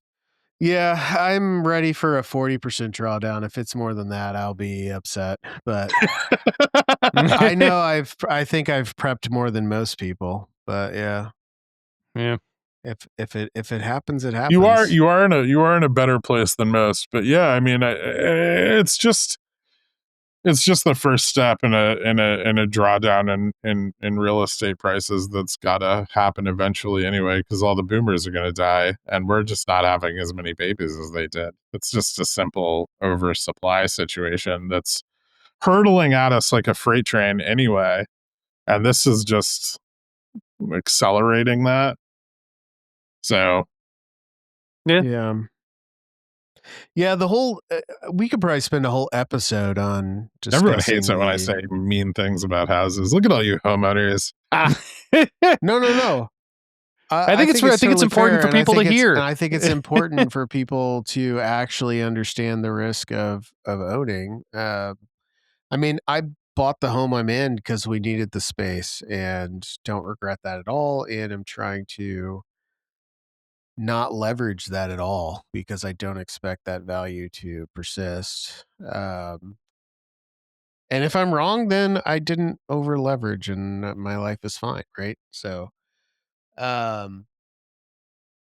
but yeah, if there's like a massive 80%, 90% drawdown, I don't know that anybody is prepared for that. But No, make the best of it. but I mean, look at what happened. We got mortgage rates at like 6.8%, and the housing market in the US stopped like on a dime. People just stopped buying anything. Yeah, they 'cause totally they're did. Too expensive. The Fed had to cut just to get home buyers to move a little. And They really didn't. that They're still barely all brought coming- rates down. I mean, we're rates still are at still rates at are flat. 6%. Yeah, they We're have still not at the gone down. stage where sellers are just throwing a hissy fit and taking their listing off the market. Mm-hmm. Yep, that was a very common trend that was ongoing. Is So that people who had their we homes still listed haven't for 90 hit. We days were still pulling haven't them hit back. the true capitulation yet. But here's the thing, and I actually got the last time I brought this up on Twitter, I got in a really funny argument with this guy who was like, "Oh man, that's bullshit. House prices always go up. It's like 2% average over Why time." don't your Because- arguments and ever show up on my feed? Because I would engage that shit so hard. well, I think this one might have been in the comments. It also might have been a DM. I can't remember. Okay, all right. But I don't have access. he was to like, this. houses are an inflation hedge, which is correct, right? Inflation goes up 2% over time. And then, I asked him, what about deflation? And he stopped talking to me entirely. But everyone gets kind of the same feeling of like, this is the one thing in my life that's guaranteed to go up all the time and it could never possibly go down. And it creates a lot of issues with trying to discuss the potential for house prices to go down because no one wants to hear it, right? Well, yeah, but also like the future success of our country and the large amount of our population requires it to go down, right? So I get into it with this guy and I end up like in a conversation discussing his parents' real estate holdings. oh god. And he's like, my parents are, old. They're going to die. They have 9 houses. And I'm Of like, course. well, that's awesome. You're obviously we'll solve that. More supply. Yeah. And I asked a question. I was like, so what do they do with those houses? And he's like, well, they live in one and they have like a Okay. vacation home. Cool. And I was like, okay, and what about the other 7? And he's like, well, they rent them. And I was like, to tenants or on Airbnb? He's like, well, like 5 of them are on Airbnb. And I was like, and when did they get those extra 5 houses? Yeah. Do they own them or are they? And he was like, well, my dad picked them up like since he retired. So over the last like 5-6 years. God. And I'm like, and how do you think they got the financing for those 6 houses? Home value. And he was like, yeah, I don't actually know. I was like, well, do you think your dad paid for it out of his retirement? What did your dad do for a living? He was an engineer at Texas Instruments. He made about respectable, but not like 100 grand a year at the end of his career. Yeah. Yeah. Not 9 homes. And so turns out his dad used his actual home and his vacation home to collateralize the loans Yep. on 6 other homes Yep. that he rents on Airbnb right now. for a tidy profit. All primary residences, However, I'm sure. if that wasn't a profit, all of a sudden, Yeah. Yeah. now he's Chihuahua. 6-2 or 2/3 or 2-3. He's going to sell those things as Leveraged- fast as he can. leveraged on his only property. Yeah. And what happens with like the biggest I'm thing actually is surprised he's still profitable because a lot of Airbnbs are already He's not. getting It's been a rough fucked. summer. Yeah. A lot Yeah. of Airbnbs are already getting fucked. no, yeah, Yep. that's the thing is though is like the big fear. Which are all 0% down or few percent down. Yeah. It's because, like, minimum who the fuck percent is down. going to stay Yeah. in some guy's like back room for $380 a night when they can just stay at a hotel and get their ass kissed? Yeah, and free breakfast. I'm For half I'm the not gonna price. lie. Like I feel like the golden age of Airbnb is dead. It's much less likely that I find something. The only thing that I'll really Airbnb nowadays is when we need a lot of space and we need communal space, and that's worth a premium for whatever it is that we're doing. We'll do that. But if we're just trying to like go somewhere, like there's absolutely no reason to get an Airbnb. Zero. Yeah. Yeah. No, yeah, it's true. I mean, it's just hotels are better in every way, and they're Yeah. half the price. And then people are asking $300 a night because they can't afford the fucking mortgages on their Yep. 3rd, 4th, 5th, 6th, 7th, 8th, and 9th properties. Yeah. Not to mention, who's going to pay the medical bills if all of that goes under and then his dad gets sick or something? So I want you to think about this conversation we just had and then think about how much I wanted to punch a hole into the wall next to me when I was listening to Jerome Powell's last presser where he was talking about how we need more housing supply to fix the imbalance. Yeah, we do. We need to do the thing that some cities did, which is ban Airbnb rentals entirely. I think that will fix itself with appropriate monetary policy. If there's a situation where Airbnb can soak up supply, then monetary policy is a problem. Yeah, for sure. 100% agree with that. Like the fact that for a time there it was like the yield on property, right? That's what it comes down to is just so fucking out of whack and everyone's still so used to it, right? Like it's going to die. It's going to die pretty quick. I still get on Zillow sometimes and look at houses, and it's like bought in 2022 for $230,000, asking $660,000. And I get curious, because that's the kind of person I am. And I'm like, I want to go back and find the 2022 listing and see what the house looked like. And it's the same fucking thing, just less gray. Yeah, or a new sink. Yeah. Yeah. Same fucking house. They didn't change anything. Did these people expect a 300% return on their investment? They're smoking crack. It makes me think of what was the in South Park when Randy was flipping homes. What was that? What was the show he was on called? White people flipping homes or whatever. Yeah. Yeah. I've actually seen that episode, which is rare. Actually, the House Hunters, which is kind of what that's loosely based on. Well, kind of, but like there's a maybe this is just unrelated, but there's a House open Hunters concept. meme, where it's like the wife and husband walking down the street on House Hunters, and it's like wife makes artisanal butter, and husband is a bicycle temporarily mechanic. embarrassed billionaire. We have a budget of $2.2 million for our home. And it's just like a joke of how are these people on this show, House Hunters, affording these homes? First of all, it's in Canada. It's all Canadian dollars. Those aren't real. But second of all, my favorite version of the meme right now is just like husband, unemployed, wife runs a daycare in Minnesota. Budget $3 million. I love it. All right. Yeah. Well, the last question is actually, before we get to that, I did want to say that I want all of our viewers to look up a show that I found that tells you everything you need to know about the housing bubble and how bad it is. This is officially the signal that strippers owning 6 homes was in The Big Short. And that is on HGTV. There is a show hosted by arguably the most decadent gay man I've ever encountered. And it is called My Lottery Dream Home.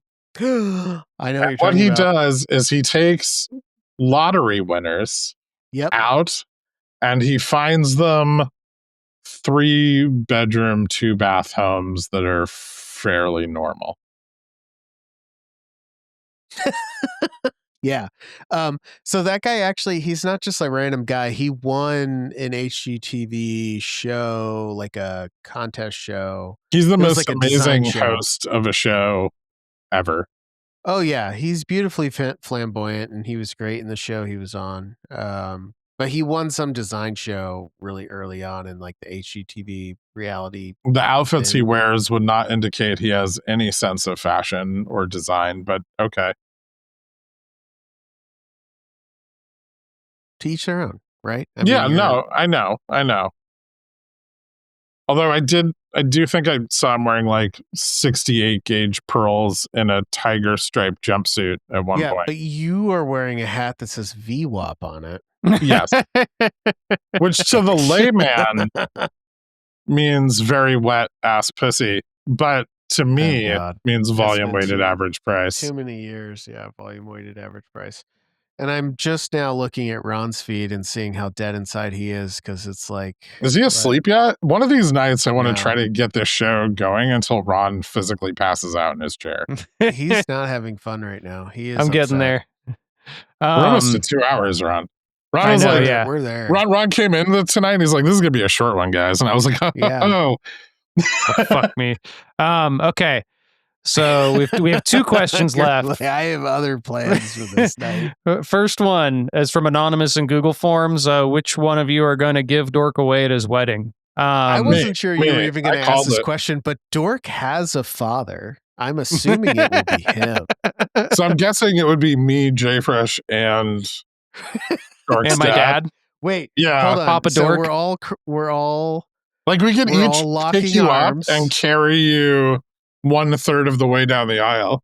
Is that like a patricule? Is that what that's called? I don't know, but sounds like a relay race. I'm calling shotgun at the altar. Yeah, you're gonna be the one on deck who passes me off to the dad. Yeah. Well, I'm gonna put you into your bride's arms. Oh, my stance is, if I'm asked to do anything, sure, that's great. But he has a father, and as much as he is yearning for more fathers, he has one. My addiction to dads is insatiable. He has a dad addiction, and it's a bit of a problem. We're still working on the chair, though, so we're not ready to engage the dad issue. God damn it. If when he becomes an efficient, we'll do it for free, then hey, you can come hang out at the wedding. It's too much work. Don't you have to like? No, it's like an afternoon. Not even. It's like no, 20 minutes. I'm talking about becoming an efficient. Yeah, it's 20 minutes. Yeah, I could do it online I could do it online 5 times during the course of this podcast. Yeah. Can I do the lines from Princess Bride? Only if you do them tastefully. And love, true love. Okay, maybe not Jay Fresh. I just want a choir of like small chamber children singing the song from Monty Python's The Meaning of Life. Every sperm. Put those children in a bikini. Every No, don't tell Grok about the children. Fuck. Yeah, you gotta be careful with as Grok. Science experiments. Yeah, Okay. that's the one, Ron. Last question. All right, moving on. Is it too late to open a Somali daycare as an investment? Yes, people are catching on. Probably. I think that it's a crowded trade. That window is closing quickly. Now, Djibouti, on the other hand, is wide open for capitalism. It's true. Can we just look? We should look to see where the primary immigration location is for Djibouti residents in the U.S. and open daycares there. Oh, shit. There we go. I don't know if people And we can call it about to learn something. people in Djibouti are probably too happy to leave. Put Djibouti in this daycare. I would assume a very high quality of life. Jesus Christ. All right. Anyway, Dork, you need to move this along. Okay. So new stuff in GammaStrike. What are we working on? Should we tell them, or because we've got a couple squirrely things? I mean, we could probably They tell can them about see one maybe this week on the live stream at some point if Nuke gets around to it. Yeah, Did you guys meet this morning? I missed it because I was asleep because I drove all night. Spoke with him briefly. We talked about life, love, playing video games to assuage our autistic depression. Mostly that, and then yeah, we did for about 3 minutes. We discussed getting the new feature up and ready for showing people. Cool. Okay. And he said he's done about 30-some hours of work on it already. And it's, shit, that's great. He's really just gotta pop it in there. Okay. In Djibouti. If he's that close, that so much. God, he's so incredible. I was telling my dad while I was there, it was like he's just. I hope he doesn't listen to this, but Nuke. Yeah, he's just or your dad.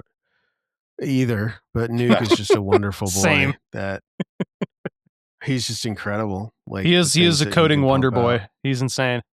Yeah. He's what Claude Opus 4.5 wishes they were. Yes. Yeah. Yeah, he's a legit 10x guy.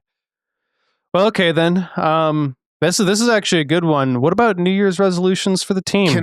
Do we have any? Can I pop just a little? The Vol page is going to get some love in the next probably few months is the timeline, but Vol page is going to get some significant improvements. And I know you're all thinking, how could the Vol page possibly get any better? But we're all discussing how it could possibly get any worse and trying to make it much better. Yeah, So we've got some cool stuff on the way. Yeah, the Vol page just has all kinds to the of point weird that stuff. we will be rivaling, I think, like everybody getting into like Bloomberg rivalry kind of. It'll be good. It's really good stuff. If I do say so myself, I built most of it. Dork just from what I've seen so far, I agree. It's really nice, and it fixes a lot of like long-standing like weird problems that come with just options chains being fucking weird. So I'm really excited for it. It also helps you answer the question of, what does this IV value mean to me? Yeah. Which I think is gonna make everybody very happy, and it's gonna make me happy to see how happy it makes you. Oh yeah, you're gonna have to deal with so much confusion. No, I color coded it. That's true. You did. There's color only code 3 outcomes. Well, there's 5 outcomes, but really 3 outcomes with 2. Well, okay. Well, we were getting too much in the weeds here. It's supposed to be we're keeping it nebulous. New feature. Okay. Yeah. We got a whole ton of new features planned throughout the year. So God damn it, we do. Stay tuned. Fuck you, Girk. Yeah. Yeah, I know. Okay. What about New Year's resolutions for the team? I don't know. Should we meet up this year? Yeah. Absolutely. Do it. Yeah, I think we've waited long enough. Okay. Can we give me a little bit more time to lose more weight? Same. Yeah, you also need to get a little taller too, so you can be like towering over me. I need to get into my.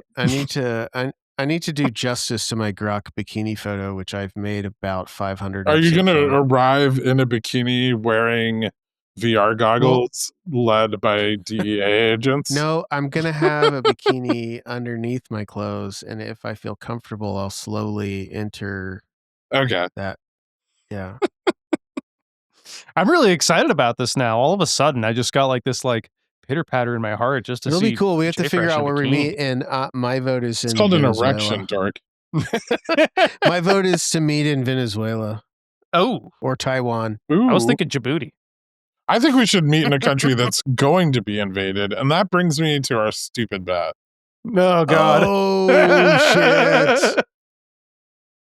Stupid bets. Stupid bets. Who's All gonna right, win? Who's now- gonna Wow, lose? hold on. That was just so fantastic. I have to. Wait, we gotta Ooh. talk about who won the longest bet in Volstar's history. 3-week bet. That's true. Dork. You It's you like won. a 4-week bet. Yeah, Dork won. Woo! Although I will say that I want to put in. You know what? You can have it without the asterisks. It's fine. It's Yeah, yours. I'm the there's best. no- I'm a genius. Yeah. It was a stupid The bet, and I flipped asterisk the is coin you right. were so stupid, you assumed something else was going to happen and bet based on that. Well, That's the no, asterisk. I read an asterisk is on economic your calendar that was loss. wrong. Yeah, Not his win. yeah, that's fine. Okay. I'm glad I I don't have to share mean, this too. victory with Girk because I'm sure he would I have have bet no right. excuse for my stupidity. I just picked the wrong thing. There you go. So now that Trump has gotten his imperialism woolly wet, Oof. now I will propose two potential bets. One, we can vote how many days till we break the sovereignty of another nation, or the more challenging bet, which nation?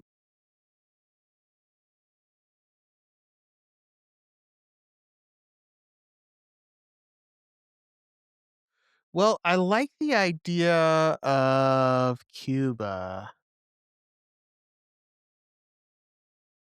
Because isn't I what's his mean, face Cuban? but these bets have to be shorter term. This is too long term. I'm thinking like I'm in a- thinking like the next. We can bet within the next week. I was thinking a yes no bet Trump in the doesn't next have week, a which long is time left. All right, I was he's got to thinking- move quick. I was thinking a yes no bet in the next week, which is, are we going to have boots on the ground in Venezuela in a conventional way within the next week?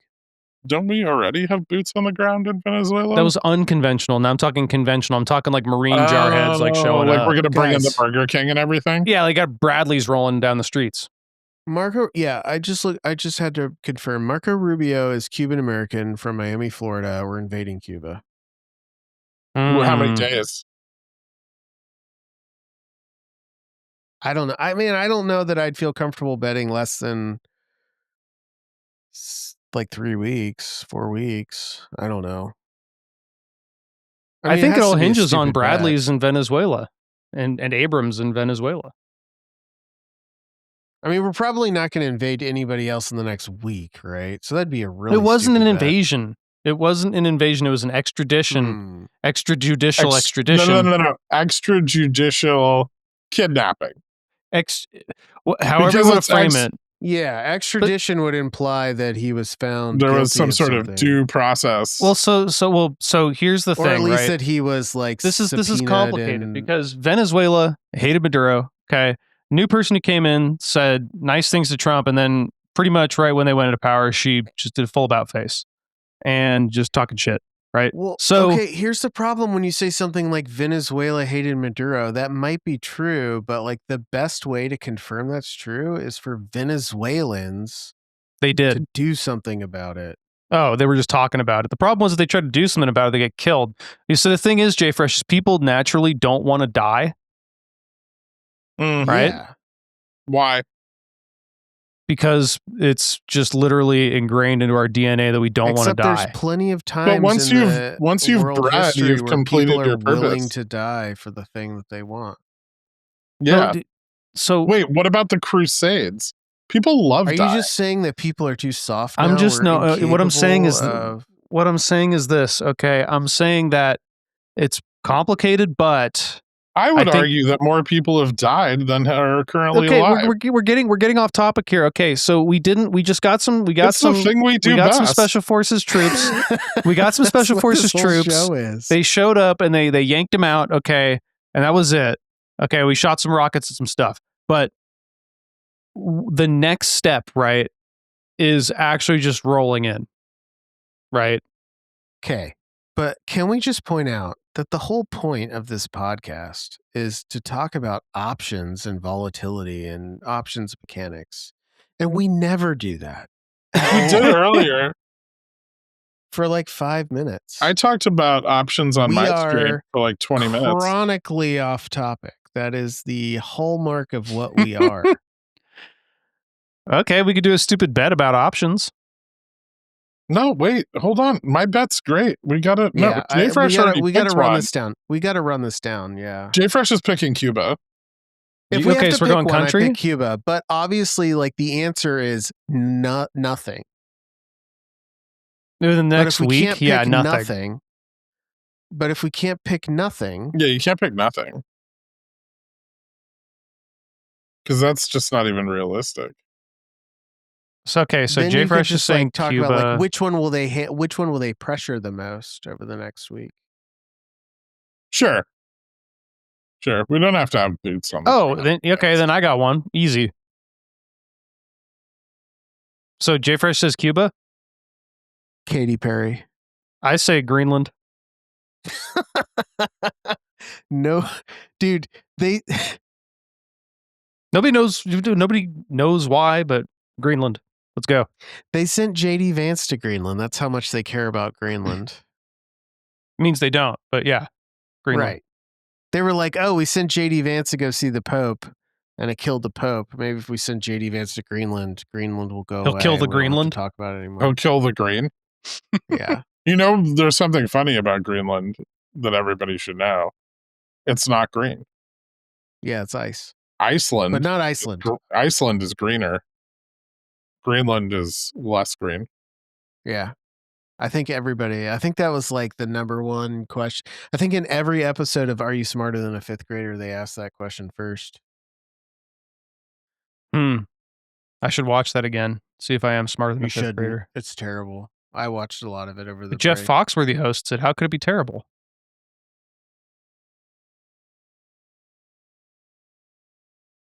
When was the last time you watched anything from Jeff Foxworthy?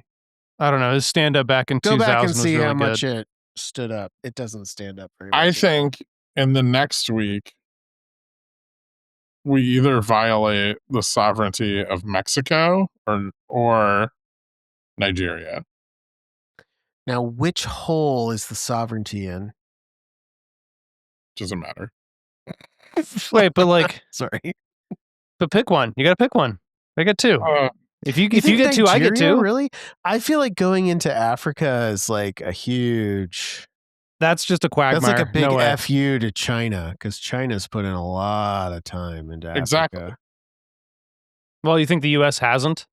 Well, they're going to do that before Mexico? So I think if we go into Mexico, we're going to scissor Panama, and it's just a full-scale invasion of South and Central America.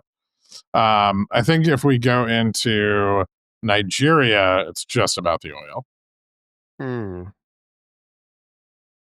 So make your choice. Because then Dork will choose the other. I already chose. I'm going to pick Mexico because it's an easier sell. All right. You got all that, Ron? All right. Cool. I'm not going to type it out then. Wait, Dork, I don't even remember. What did you picked Greenland? Seriously? Yeah. Why not? It's a stupid bet. I'm being stupid. All right. Greenland's not even part of this. The JD Vance bet. I don't know.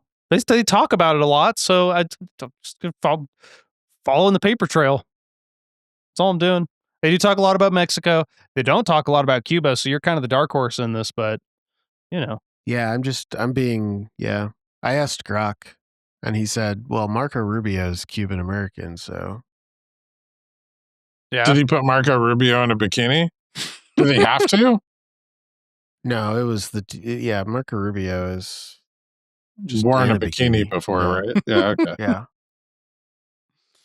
Oh my God. Honestly, he makes it work.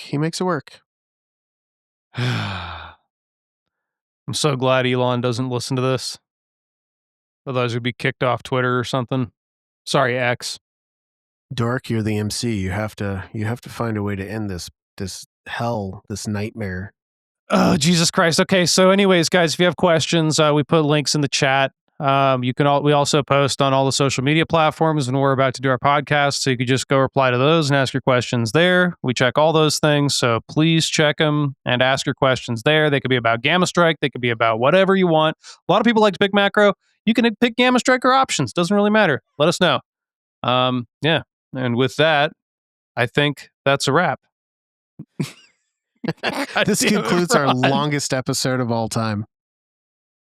Thank you for listening to VolStars, a GammaStrike production.